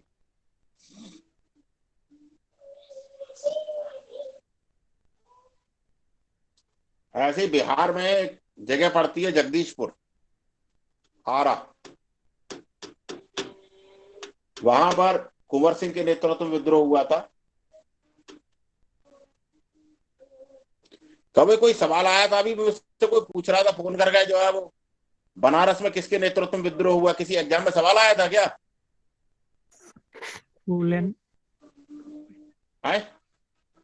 समीक्षा अधिकारी के पेपर में आया था सर, परसों जो हुआ है। विद्रोह नहीं हुआ था, वो तो चेत सिंह का था मामला। चेत सिंह का विद्रोह कह लो उसे, चेत सिंह का मामला था। बनारस के राजा, मैंने बताया तो था आप लोगों को जब मैं पढ़ा रहा था वारेन हेस्टिंग के बारे में। सर यही लगाया था, सही है मेरा तो आंसर। है यही लगाया था मैंने, सही है मेरा तो। हाँ, वारेन हेस्टिंग के समय में था ना। Yes sir. वही तो था जिससे 2.5 लाख रुपए वसूलना चाह रहा था वारेन हेस्टिंग। हाँ, चेत सिंह दे रखा था उसमें, चेत सिंह ही होगा उसका आंसर। हाँ वही है चेत सिंह। चेत सिंह का विद्रोह नहीं था, मतलब बेसिक, हाँ विद्रोह कह लो एक तरह से, लेकिन वो है कि वारेन हेस्टिंग के पीरियड में ही था वो। वारेन हेस्टिंग उससे पैसा वसूलना चाह रहा था।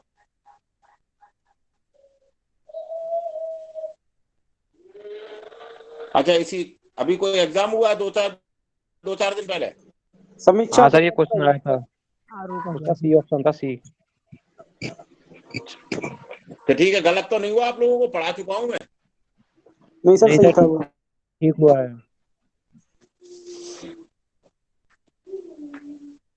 और हिस्ट्री सर से जो ठीक है, सवाल आए वो टेस्टिंग वाला ही 8 है। सही करे आए थे, गलत तो नहीं करे आए? सर मेरे एंशिएंट के 2 सवाल नहीं हुए, बाकी मॉडर्न के सब सवाल ठीक हैं, और मध्यकाल के। एंशिएंट के नहीं हुए सर, 2 सवाल छोड़ने पड़े थे मुझे। अच्छा,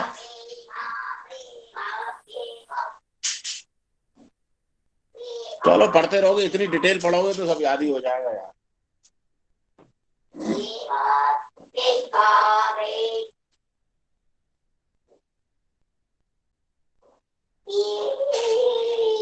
और बरेली में खान बहादुर खान वाला था,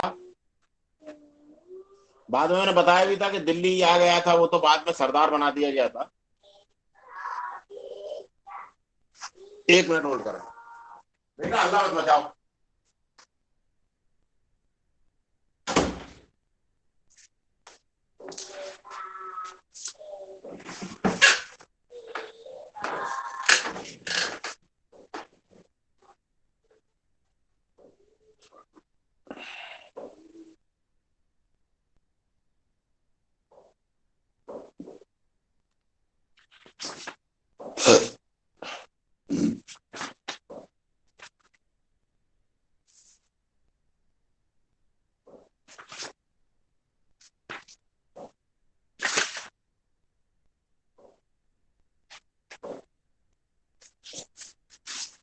अब हम आते हैं कि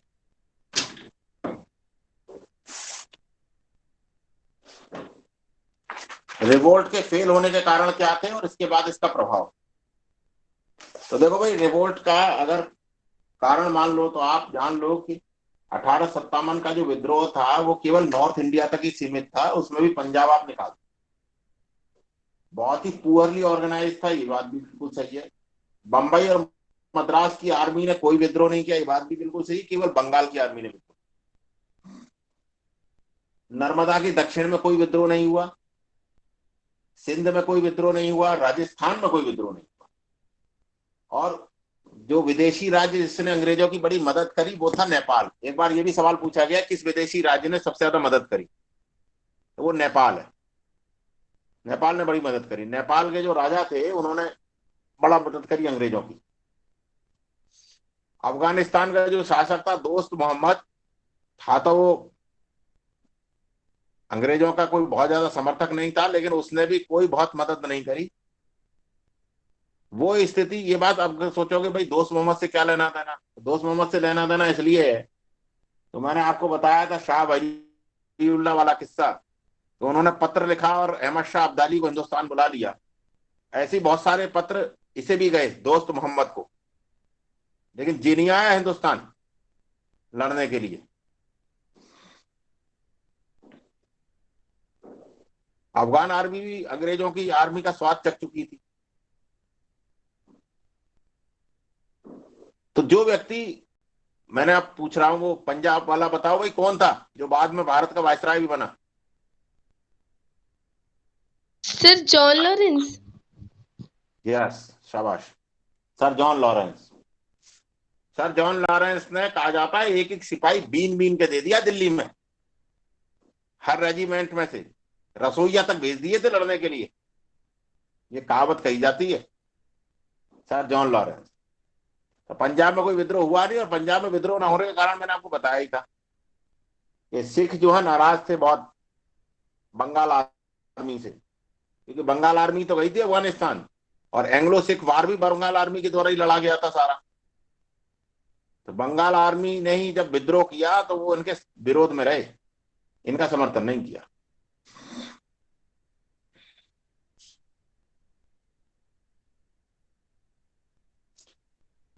अब अंग्रेजों के जो रिसोर्सेज थे, साधन और संसाधन, वो भी बहुत जबरदस्त थे भाई। हिंदुस्तानी सिपाहियों पे कहां साधन थे और कहां संसाधन थे, स्थिति बहुत खराब थी हिंदुस्तान में। आप समझिए कि दिल्ली में जब बगावत हुई तो दिल्ली में सिपाहियों को तनख्वाह देने के लिए पैसा नहीं था।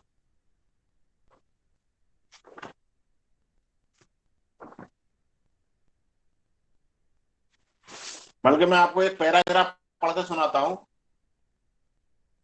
लिख रहा है, कानून व्यवस्था का बड़ा बुरा हाल था। भूखे सिपाहियों के दस्ते अब भी सुरक्षा शुल्क की मांग करते नजर आते, चांदी चौक के दुकानदारों से पैसा वसूला करते, कुछ इर्द गिर्द घरों में अपनी भूख मिटाने के लिए छापे मारते दिखते थे।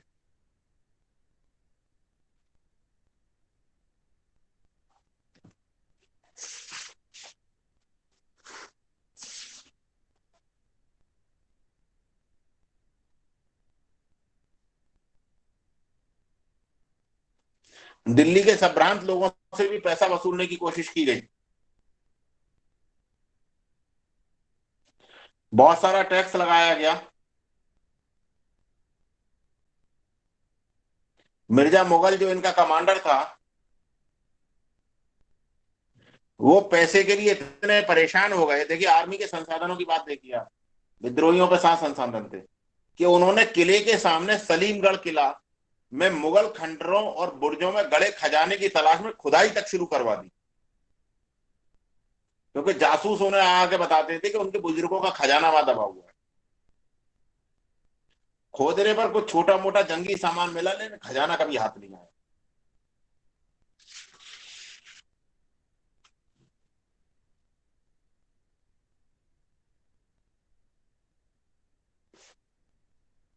मिर्जा मुगल ने दिल्ली के बनियों और बैंकरों को गिरफ्तार कर लिया, उन्हें किले में लाया गया, जहां फौरन उन्होंने अपनी सारी दौलत बगावत की मदद को हाजिर न करने की सूरत में, उन्हें यह कहा गया कि अगर उन्हें बागियों की मदद नहीं करी तो उन्हें मौत की सजा दे दी जाएगी। लेकिन उससे भी बागी सैनिकों की जो संसाधन थे वो नहीं जुट पाए। तो आप जान लो कि कोई जहां जहां बगावत हुई वहां की जनता में कोई ये नहीं था कि साहब ये सैनिक हमारे लिए लड़ रहे हैं, हिंदुस्तान के लिए लड़ रहे हैं, तो हम इनके लिए कुछ करें। कुछ नहीं। वहां के बैंकरों ने और बड़े पैसे वालों ने कुछ नहीं किया, बल्कि मौका देखा। तो ये बात तो बिल्कुल सही है कि अंग्रेजों के संसाधन भाई ज्यादा थे, हिंदुस्तानी सिपाहियों पर कोई संसाधन थे नहीं। इनके पास बहुत सारी गनें भी नहीं थी, मस्केट्स भी नहीं थे, और इन पे गोला बारूद भी बहुत ज्यादा नहीं था। बल्कि ये तो धनुष तीर तलवार तक से लड़े बेचारे। और उनके पास एनफील्ड राइफलें थी, तोपें थी।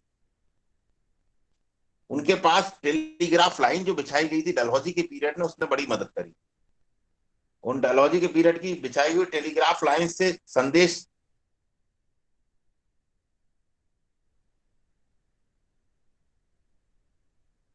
मिनटों में पहुंच जाता था। मतलब अगर पेशावर से कलकत्ता संदेश भेजना है तो कितना समय लगता है टेलीग्राफ लाइन से? 1 मिनट।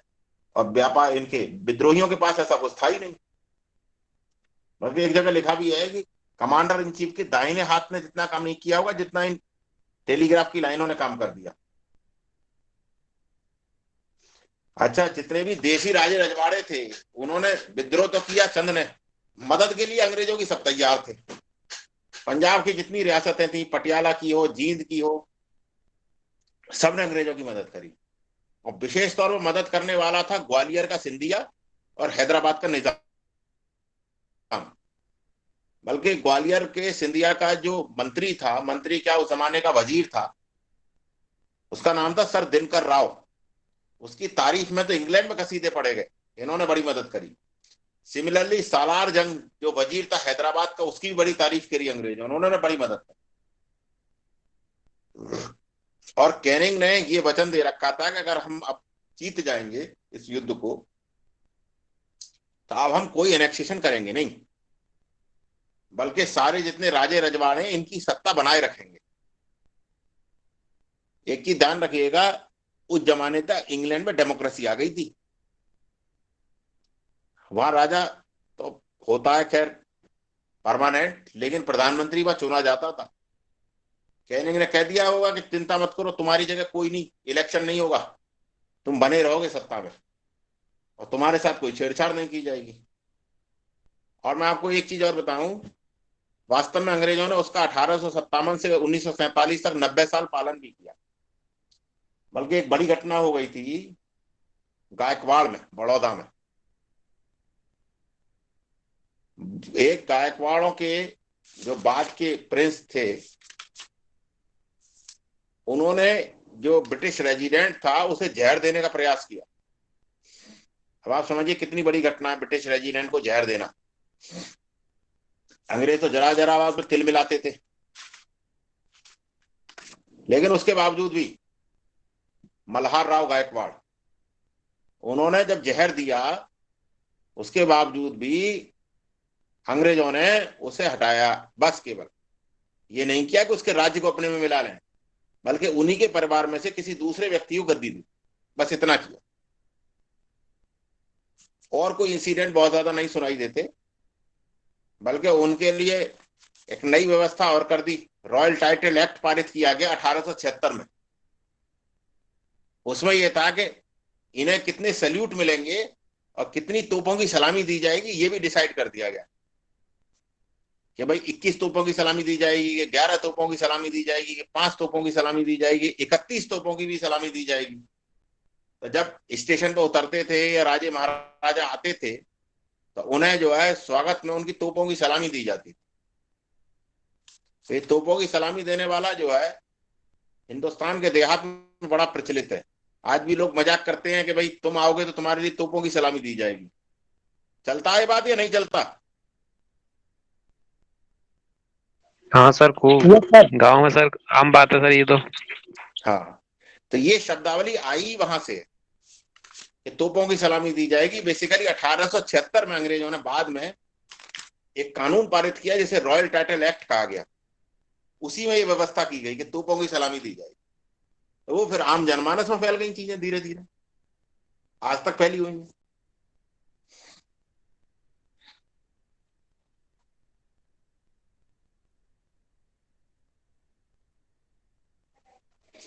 कैनिंग ने भी ये लिखा था कि अगर सिंधिया ने भी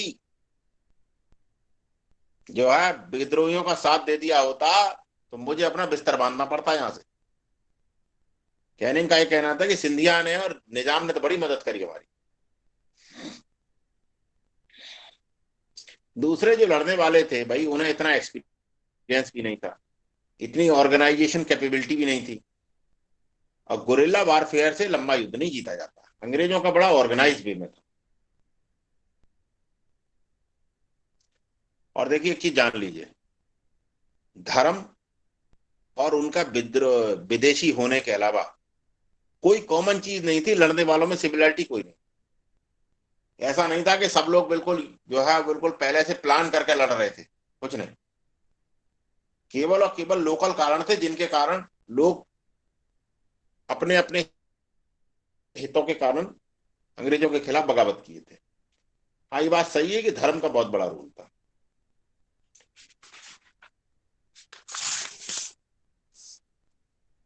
और अंग्रेजों के पास भाई आप समझिए कि उनके पास जो सेनापति थे उनके जो थे, उसमें Outram, Havelock, Nicholson, Lawrence brothers, मतलब उनके जो सेनापति थे बड़े दक्ष थे, इसमें भी कोई शक नहीं। तो ये इसके फेल होने के मेजर कारण है।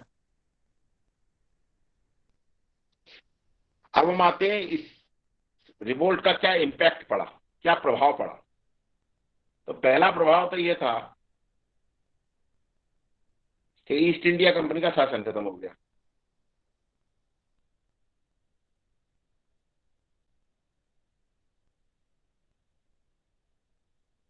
भाई ये बात तो अलग है कि 1884 से ही बोर्ड ऑफ कंट्रोल उन्होंने बना रखा था, 1784 से, जिसके माध्यम से अंग्रेजी जो शक्ति थी इनके इश्यूज में, लेकिन 1858 में वो सीधे ही कर दिया गया कि वो सीधे लिया जाएगा। ये मेजर इसका पहला प्रभाव पड़ा। दूसरा ये था कि भारतीय सिविल सेवा अधिनियम पारित किया गया 1861 में, जिसमें अब तक क्या था, सिविल सेवा में मेजॉरिटी में लोग जो हैं वो नॉमिनेट हुआ करते थे इससे पहले। यद्यपि देखो भाई, जितनी भी सिविल सेवा थी कॉर्नवालिस के पीरियड से, वो उसमें कोई कंपटीशन नहीं हुआ करता था कि प्री मेन इंटरव्यू होगा, वो नॉमिनेशन हुआ करता था कि जो बड़े खानदान से है व्यक्ति वही सिविल सर्वेंट बनेगा।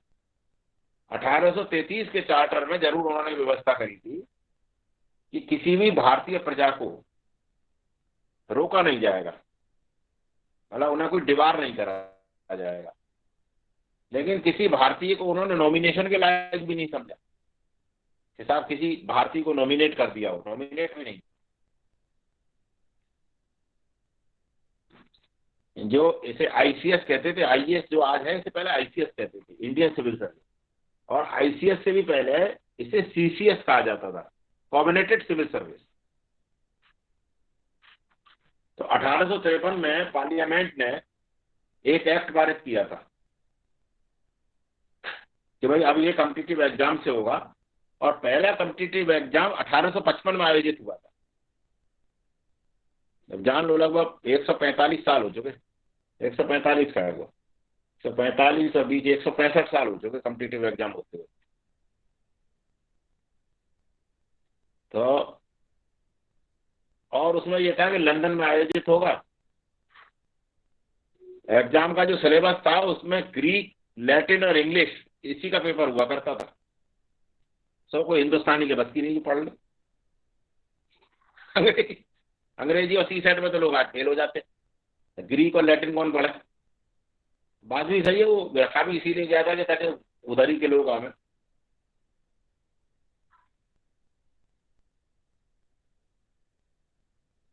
खैर, इंडियन सिविल सर्विस एक्ट आया 1861 में, जिसने कंफर्म कर दिया कि भाई अब जो है कॉम्बिनेटेड सिविल सर्विस के लिए एग्जाम हुआ करेगा। लेकिन जो एग्जाम का प्रोसीजर था वो सब इस तरह ही था कि उसमें हिंदुस्तानी सेलेक्ट ही ना हो पाए।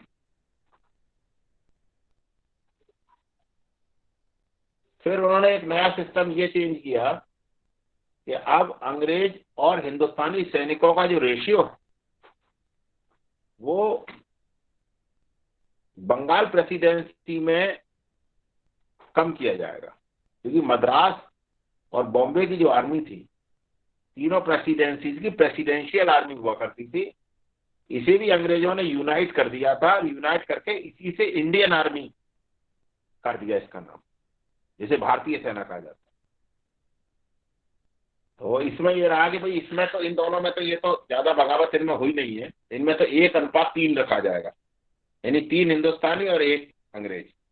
बंगाल आर्मी उन्होंने चेंज कर दिया है कि इसमें 1:2 रखा जाएगा, यानी 2 अंग्रेज, 2 हिंदुस्तानी और 1 अंग्रेज, मतलब अनुपात यहाँ कम रखा जाएगा, अंग्रेज ज्यादा रखे जाएंगे, हिंदुस्तानी कम रखेगा। बगावत इन्होंने ही करी।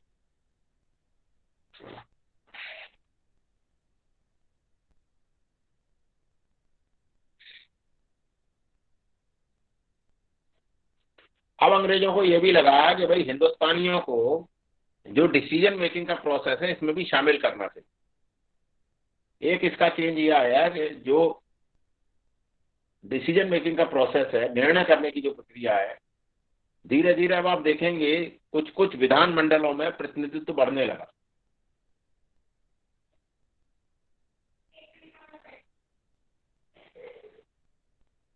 और इसका एक आफ्टर इफेक्ट अब ये हुआ कि आगामी 30 साल तक मुसलमानों के प्रति अंग्रेजों की नीति बहुत बदल गई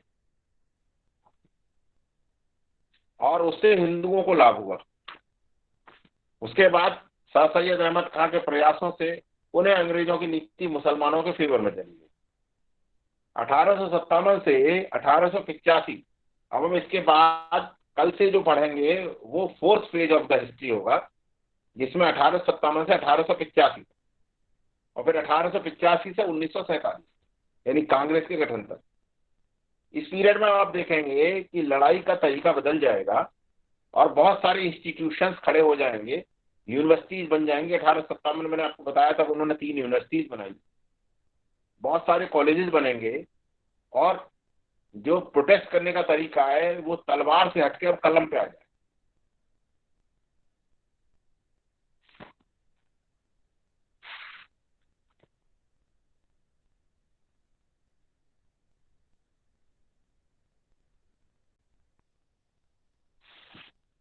तो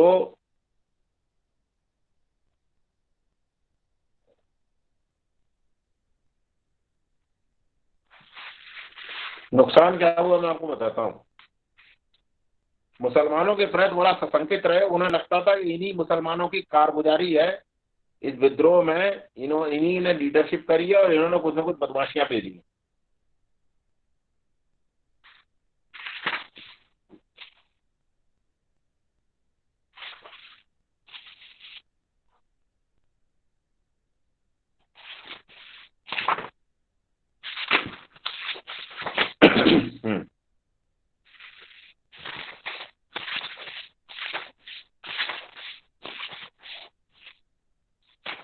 जब 1857 में दिल्ली को जीत लिया गया तो कई सारे प्लान अंग्रेजों ने बनाए। उनमें पहला प्लान ये था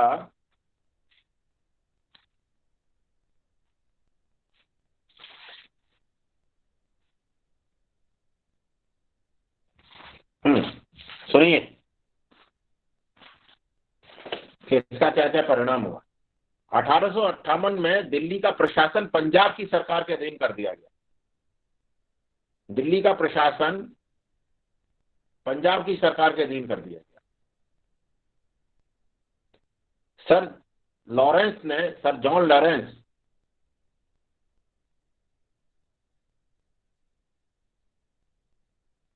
ने सबसे पहला काम किया कि जो दिल्ली का सबसे, जिसे कहना चाहिए कि जिसे सबसे ज्यादा खराब माना जाता था बागियों के द्वारा, थियो मेटकॉफ, आज दिल्ली में मेटकाफ हाउस है, उसी का है, इसे लंबी छुट्टी पे इंग्लैंड भेज दिया गया। क्योंकि थियो मेटकॉफ पे यह आरोप था कि उसने बहुत लंबे पैमाने पर दिल्ली के रिकैप्चर करने में कत्लेआम कराया। दिल्ली में बड़ा कत्लेआम हुआ था।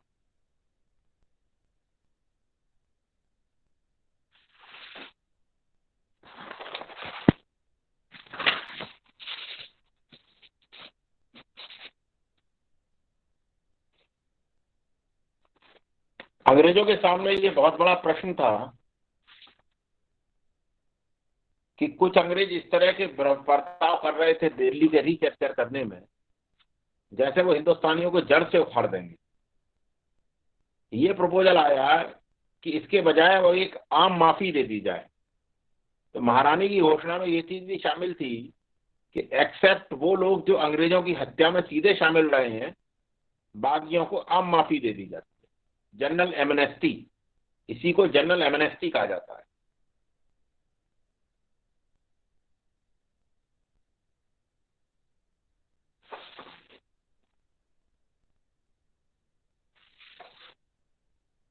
और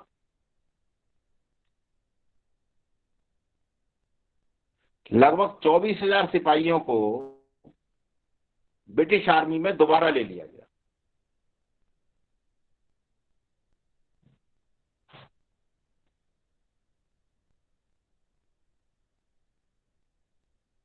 (1863) तक दिल्ली के बाशिंदों को शहर का बाशिंदा नहीं माना गया, बल्कि उन्हें दिल्ली से बाहर बेदखल कर दिया गया घर से, जिन्होंने जरा भी अंग्रेजों का विरोध किया था और बागियों की सहायता करी, और बाहर जंगलों में छोड़ दिया गया।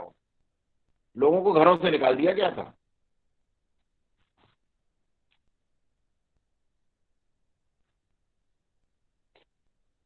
और ये प्लान वर्कआउट हुआ कि पूरी दिल्ली को नेस्तनाबूद कर दिया जाए। जितनी भी बिल्डिंग्स हैं मुगल कालीन, इंक्लूडिंग जामा मस्जिद और लाल किला, दोनों को भी नेस्तनाबूद कर दिया जाए। इसकी कोई आवश्यकता नहीं है, अगर ये रहेंगे तो एक सिंबॉलिक वो रहेगा कि भाई लोगों के मन में कि यहाँ हमारे बादशाह बैठा करते थे।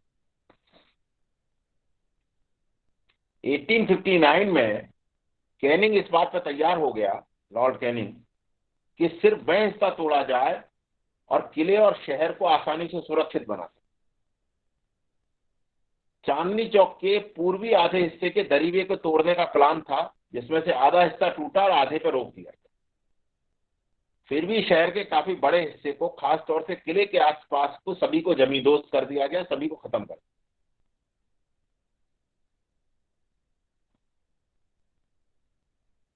जिनमें अकबराबादी मस्जिद, मस्जिद कश्मीरी कटरा, शेख जहानाबादी का मकबरा,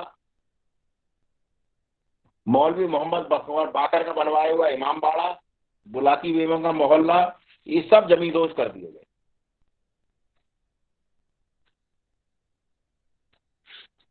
और झज्जर के नवाब को भी फांसी दे दी गई थी।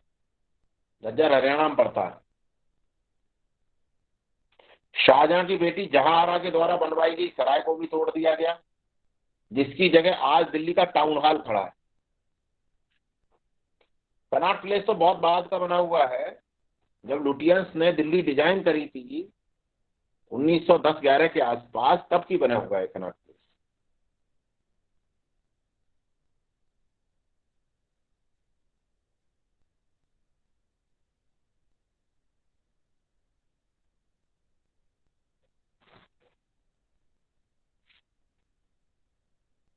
मुसलमानों से उनकी जामा मस्जिद ले ली गई। जामा मस्जिद काफी समय तक अंग्रेजों के कब्जे में रही।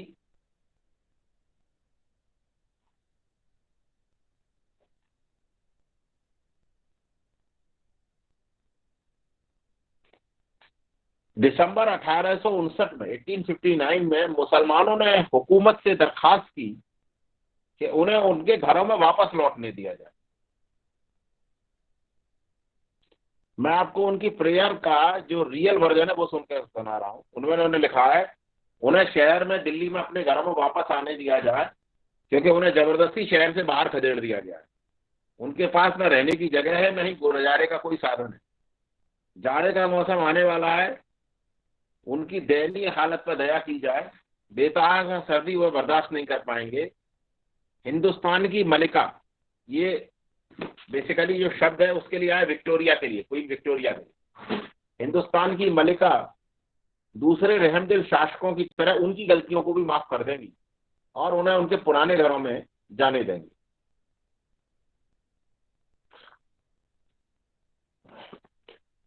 उसके बावजूद मुसलमानों को फिर जब वापस लौटने दिया गया तो वो मुसलमान जो अपनी वफादारी साबित करने के लिए कोई सबूत न दिखा सके, उनके घर जब्त कर लिए गए और उन्हें वापस नहीं किया गया। मुसलमानों की ज्यादातर हवेलियां, वही मुगल काल में तो रईस वही हुआ करते थे, यहां से मुसलमानों के दिन बदलने लगे। और मैं बताऊं, इन 30 सालों में मुसलमानों की स्थिति बहुत गरीबी में चली गई और इसके बदले बहुत सारे जो बैंकर्स थे वो आगे बढ़ाए। मैं आपको पढ़ के सुनाता हूं। मुसलमानों की ज्यादातर हवेलियां जब्त हो गई, जिन्हें बाद में अंग्रेजों ने नीलाम कर दिया और जिन्हें बाद में हिंदू, पंजाबी खत्री और जैन बैंकरों ने खरीद लिया। चुन्नामल और रामजी दास जैसे बैंकरों ने इन सब हवेलियों को खरीद लिया नीलामी में। ये ऐसे दिल्ली वाले थे जिनके पास अभी भी कुछ नकद था।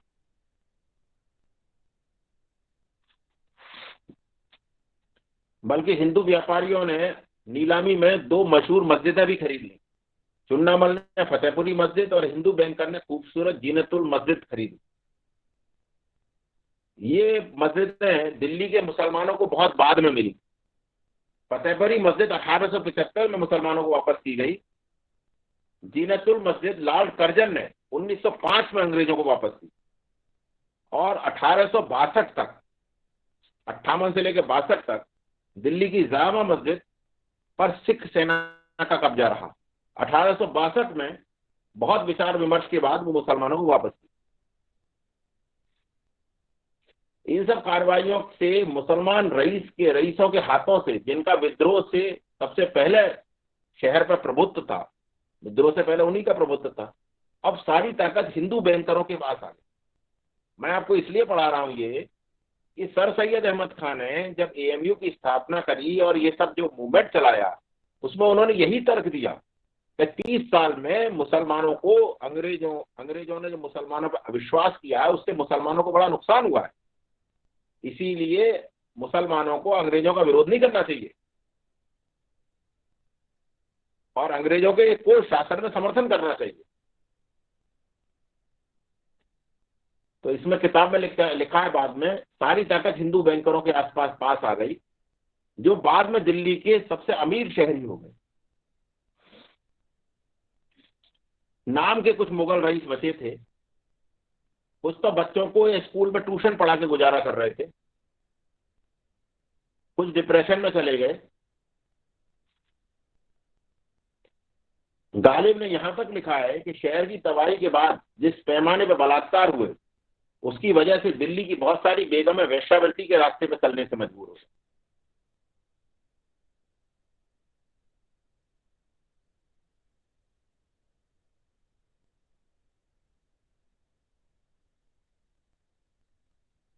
गालिब ने अपनी किताब दस्तंबू में लिखा है कि अब ये वो दिल्ली नहीं रही मैं जहां अपने जीवन के 51 बरस गुजारे। यहां मुसलमान या तो अब कारीगर हैं या अंग्रेजों के नौकर, बाकी सब हिंदू ही हिंदू हैं। गद्दी से हटा दिए गए बहादुर शाह जफर की औलादें जो तलवारों से बच गई, मतलब जो जिंदा बच गई, वो 5-5 रुपया, हाँ मैं एक चीज और बता दूं, इन्हें पेंशन दी गई थी सबको, बहादुर शाह जफर के जितने पेंशन थे 5-5 रुपया।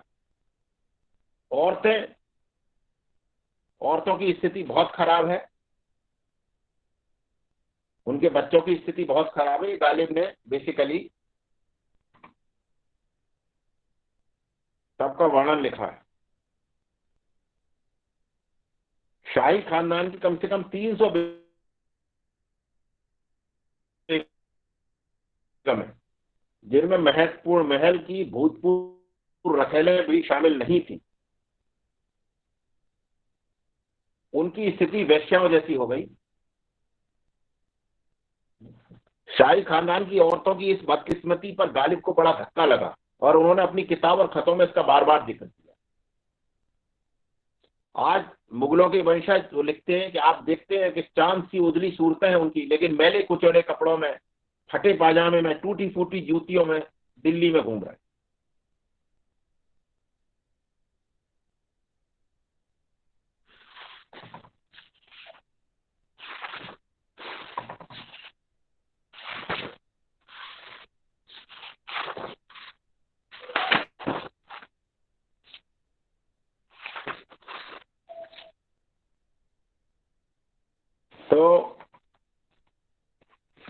ये कहानी थी 1857 के गदर की। समझ में आई भाई? Yes sir. Yes sir. हाँ, तो आपको ये समझ में आ गया होगा कि आगामी 30 साल जो हम हिस्ट्री पढ़ेंगे उसमें 3-4 चीजें होंगी। बहुत सारे कॉलेज स्कूल में पढ़ पढ़ के लोग जो है वो तलवार के चीजों को छोड़ करके, एक चीज और है तलवार छोड़ने के पीछे कारण, कि अब अंग्रेज से लड़ने के लिए कोई राजा महाराजा तो बचा नहीं था जिसमें इतना दम हो, ना ही उस पर कोई सेना थी, ना कोई ऐसी सेना थी, सब जगह सब्सिडरी अलायंस लागू हो गया था, तो आर्मी बना के अंग्रेजों से लड़ना अब संभव नहीं था। दूसरी चीज, जब बहुत सारे लोग जो है वो पढ़ने लिखने लगे तो कोई बहुत ज्यादा उसमें वो बचा नहीं था इसको कि आप जो है वो बागियों की तरह विद्रोह करें। बागी विद्रोह का लोग हाल देख चुके थे। तो अब आगामी 30 साल पढ़ाई लिखाई करके लोग अंग्रेजों के तरीके से ही विरोध करेंगे कि भाई प्रेयर, पिटीशन एंड प्रोटेस्ट लिख लिख के एप्लीकेशन लगाए और उनसे रिक्वेस्ट करेंगे कि भाई हमारा प्रतिनिधित्व बढ़ाया जाए। तो 1885 तक डेमोक्रेटिक इंस्टीट्यूशंस को बढ़ावा मिलेगा, लोकतांत्रिक संस्थाएं बहुत सारी जन्म लेंगी, बहुत सारे संगठन बनेंगे, बहुत सारी संस्थाएं बनेंगी, नए नए स्कूल खुलेंगे और लोगों की काम करने के तरीके की मानसिकता बदले। अब तलवार से नहीं, अब कलम से काम होना शुरू होगा। और अब यहां से मुस्लिम्स का जो है वो अलग मूवमेंट भी शुरू होगा, जो बाद में अलीगढ़ आंदोलन के रूप में दिखेगा, और फिर एक जगह आते आते फिर वो मुस्लिम लीग उसे कैप्चर कर लेगी और पाकिस्तान के जन्म के रूप में। और इन 30 सालों में भारतीय समाज में बड़ा परिवर्तन आएगा। और 1885 तक आते आते, भाई आपको मैं एक बहुत छोटे से एग्जांपल से समझाता हूं जो आपने अपनी जिंदगी में देखा होगा।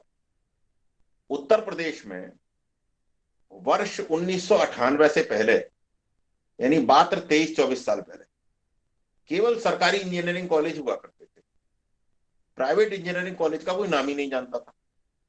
प्राइवेट इंजीनियरिंग करने लोग साउथ में जाया करते थे, कर्नाटक, तमिलनाडु में 1975 के समय से। तो पैसा दे करके या डोनेशन दे करके इंजीनियरिंग करने का कहीं कोई प्रावधान ही नहीं था। इसीलिए पूरे 2-2, 3-3 मोहल्लों में और 10-10 गांवों में कोई इंजीनियर नहीं दिखता था, क्योंकि यूपी में केवल 5-7 मेडिकल इंजीनियरिंग कॉलेज हुआ करते थे। अब उसमें कितने लोग पढ़ लेंगे? इंजीनियरिंग की पढ़ाई बड़ी मानी जाती थी और इंजीनियरिंग का कोई फैलाव नहीं था, मतलब कोई जानता ही नहीं था इन सब चीजों को, और इंजीनियर्स बड़े बिरले चीज माना जाते थे। ठीक, अब मैं आपसे ये पूछता हूं कि आज इंजीनियरिंग की क्या स्थिति है मात्र 20 से 23 साल में? बताएं।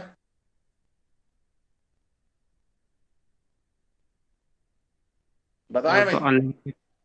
सर अब तो कुछ ज्यादा इंजीनियर हो गए। मात्र 23, 24, 25 साल में ही कोई गांव, आपके गांव में कितने इंजीनियर हैं इसमें?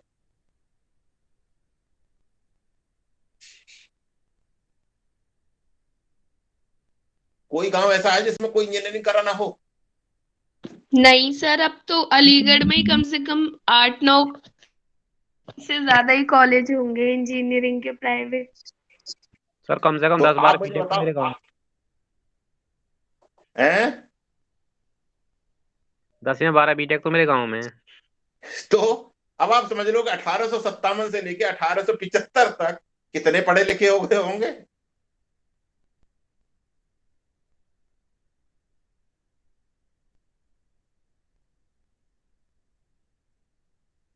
है ना? क्या वो तलवार उठाकर युद्ध करने जाएंगे?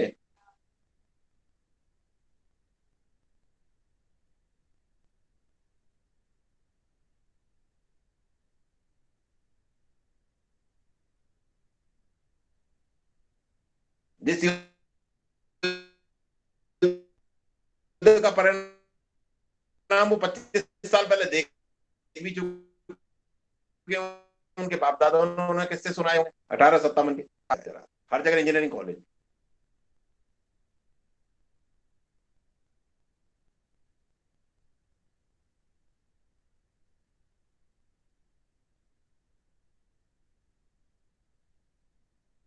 इस बात से उस जमाने मिडिल, लेकिन जो बड़े बड़े टाउन्स थे उनमें पढ़ने वाले स्टूडेंट की संख्या में बड़ा इजाफा,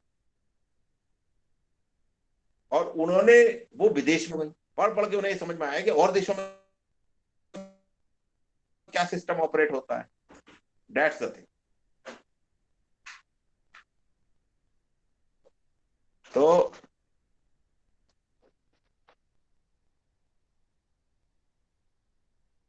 अब कहानी में हम पढ़ेंगे कि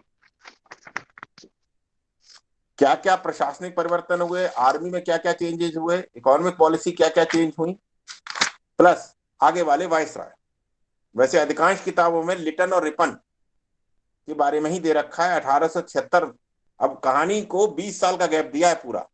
अधिकांश इतिहास की किताबों में 1857 के बाद सीधे 1876 पे हिस्टोरियन कूदे, 57 से 67 और 67 से 77, मतलब ऑलमोस्ट 18-20 साल का गैप दिया है। लेकिन मैं आपको इन 20 सालों की कहानी भी सुनाऊंगा, क्योंकि लिटन और रिपन का ही मेजोरिटी में काम है। बीच में जो वाइसराय उनके इतने काम नहीं है, तो उनके वाइसराय के कुछ काम बताएंगे आपको। और इसी के साथ अब मैं आपको लिटन और रिपन से पहले भारत में एजुकेशन और प्रिंटिंग प्रेस, जो प्रेस का डेवलपमेंट है और एजुकेशन का डेवलपमेंट है, वो पढ़ाऊं, क्योंकि इन्हीं दोनों का अब महत्वपूर्ण रोल होने जा रहा है। पढ़ा लिखा व्यक्ति ही अखबार, आप एजुकेटेड हैं, आप रोज अखबार पढ़ते हैं, आप ओपिनियन बनाते हैं अपनी अखबार पढ़ करके। इन्हीं दोनों का रोल अब शुरू, और बहुत तेजी से बढ़ेगा इस पीरियड में, बहुत तेजी से।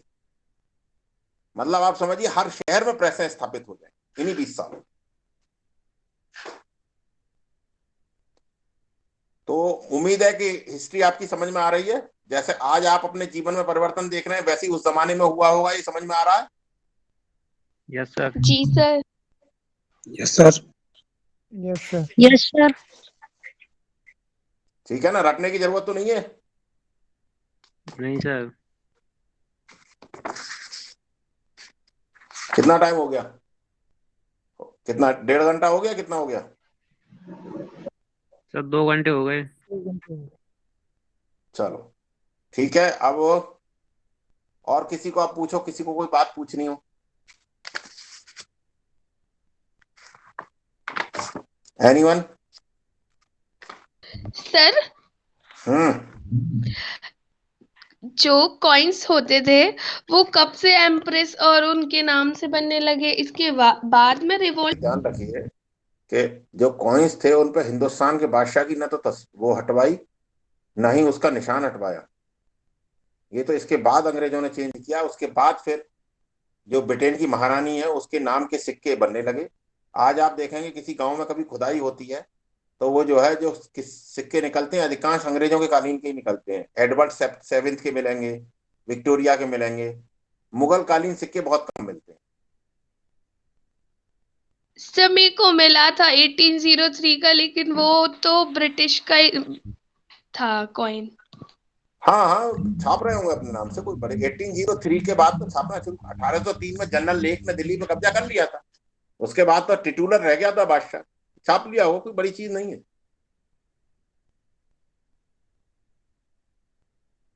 वही कोई औरंगजेब का पीरियड थोड़ा ना है जो किसी की हिम्मत हो। बहुत चेंज आ गया ना। जी सर। अंतिम जो जिक्र मिलता है मुगल शहजादों का वो 1920 या 1910 का मिलता है, जिसमें बहादुर शाह जफर का एक लड़का दिल्ली में भीख मांग रहा था। वो भी मैं आपको किस्सा बताऊंगा, जहां उसकी एक पंजाबी बिजनेसमैन से लड़ाई हो गई। जो डॉक्यूमेंटेड हिस्ट्री है उसमें। उसके बाद यूट्यूब पे आप देखेंगे तो कई सारे लोग क्लेम करते हैं कि हम सब मुगलों के वंशज हैं। कोई ऑफिशियल जिक्र नहीं मिलता है। ऑफिशियल जिक्र 1920 के आसपास का मिलता है। एक झगड़े का जिक्र मिलता है जिसमें बहादुर शाह जफर के नाती या लड़का ही है शायद, लड़के का जो है वो लड़ाई हो गई और 2 मुगल शहजादे भीख मांगा करते थे। ये ये भी जिक्र मिलता है। एक मुस्लिम हिस्टोरियन हुए हैं, राइटर हुए हैं, उन्होंने एक किताब लिखी है बेगमात के आंसू, वो छपी है मेरे ख्याल से 1906 या 1910 या 20 के आसपास, उसी में इस किताब में जिक्र है इसका। उसके बाद कोई ऑफिशियल हिस्ट्री नहीं मिलती। हाँ, पेंशन जरूर मिल रही होगी कुछ ना कुछ अंग्रेजों के पीरियड तक, अब की तो मुझे भी नहीं मालूम। 5 रुपया जो उन्होंने पेंशन निर्धारित करी।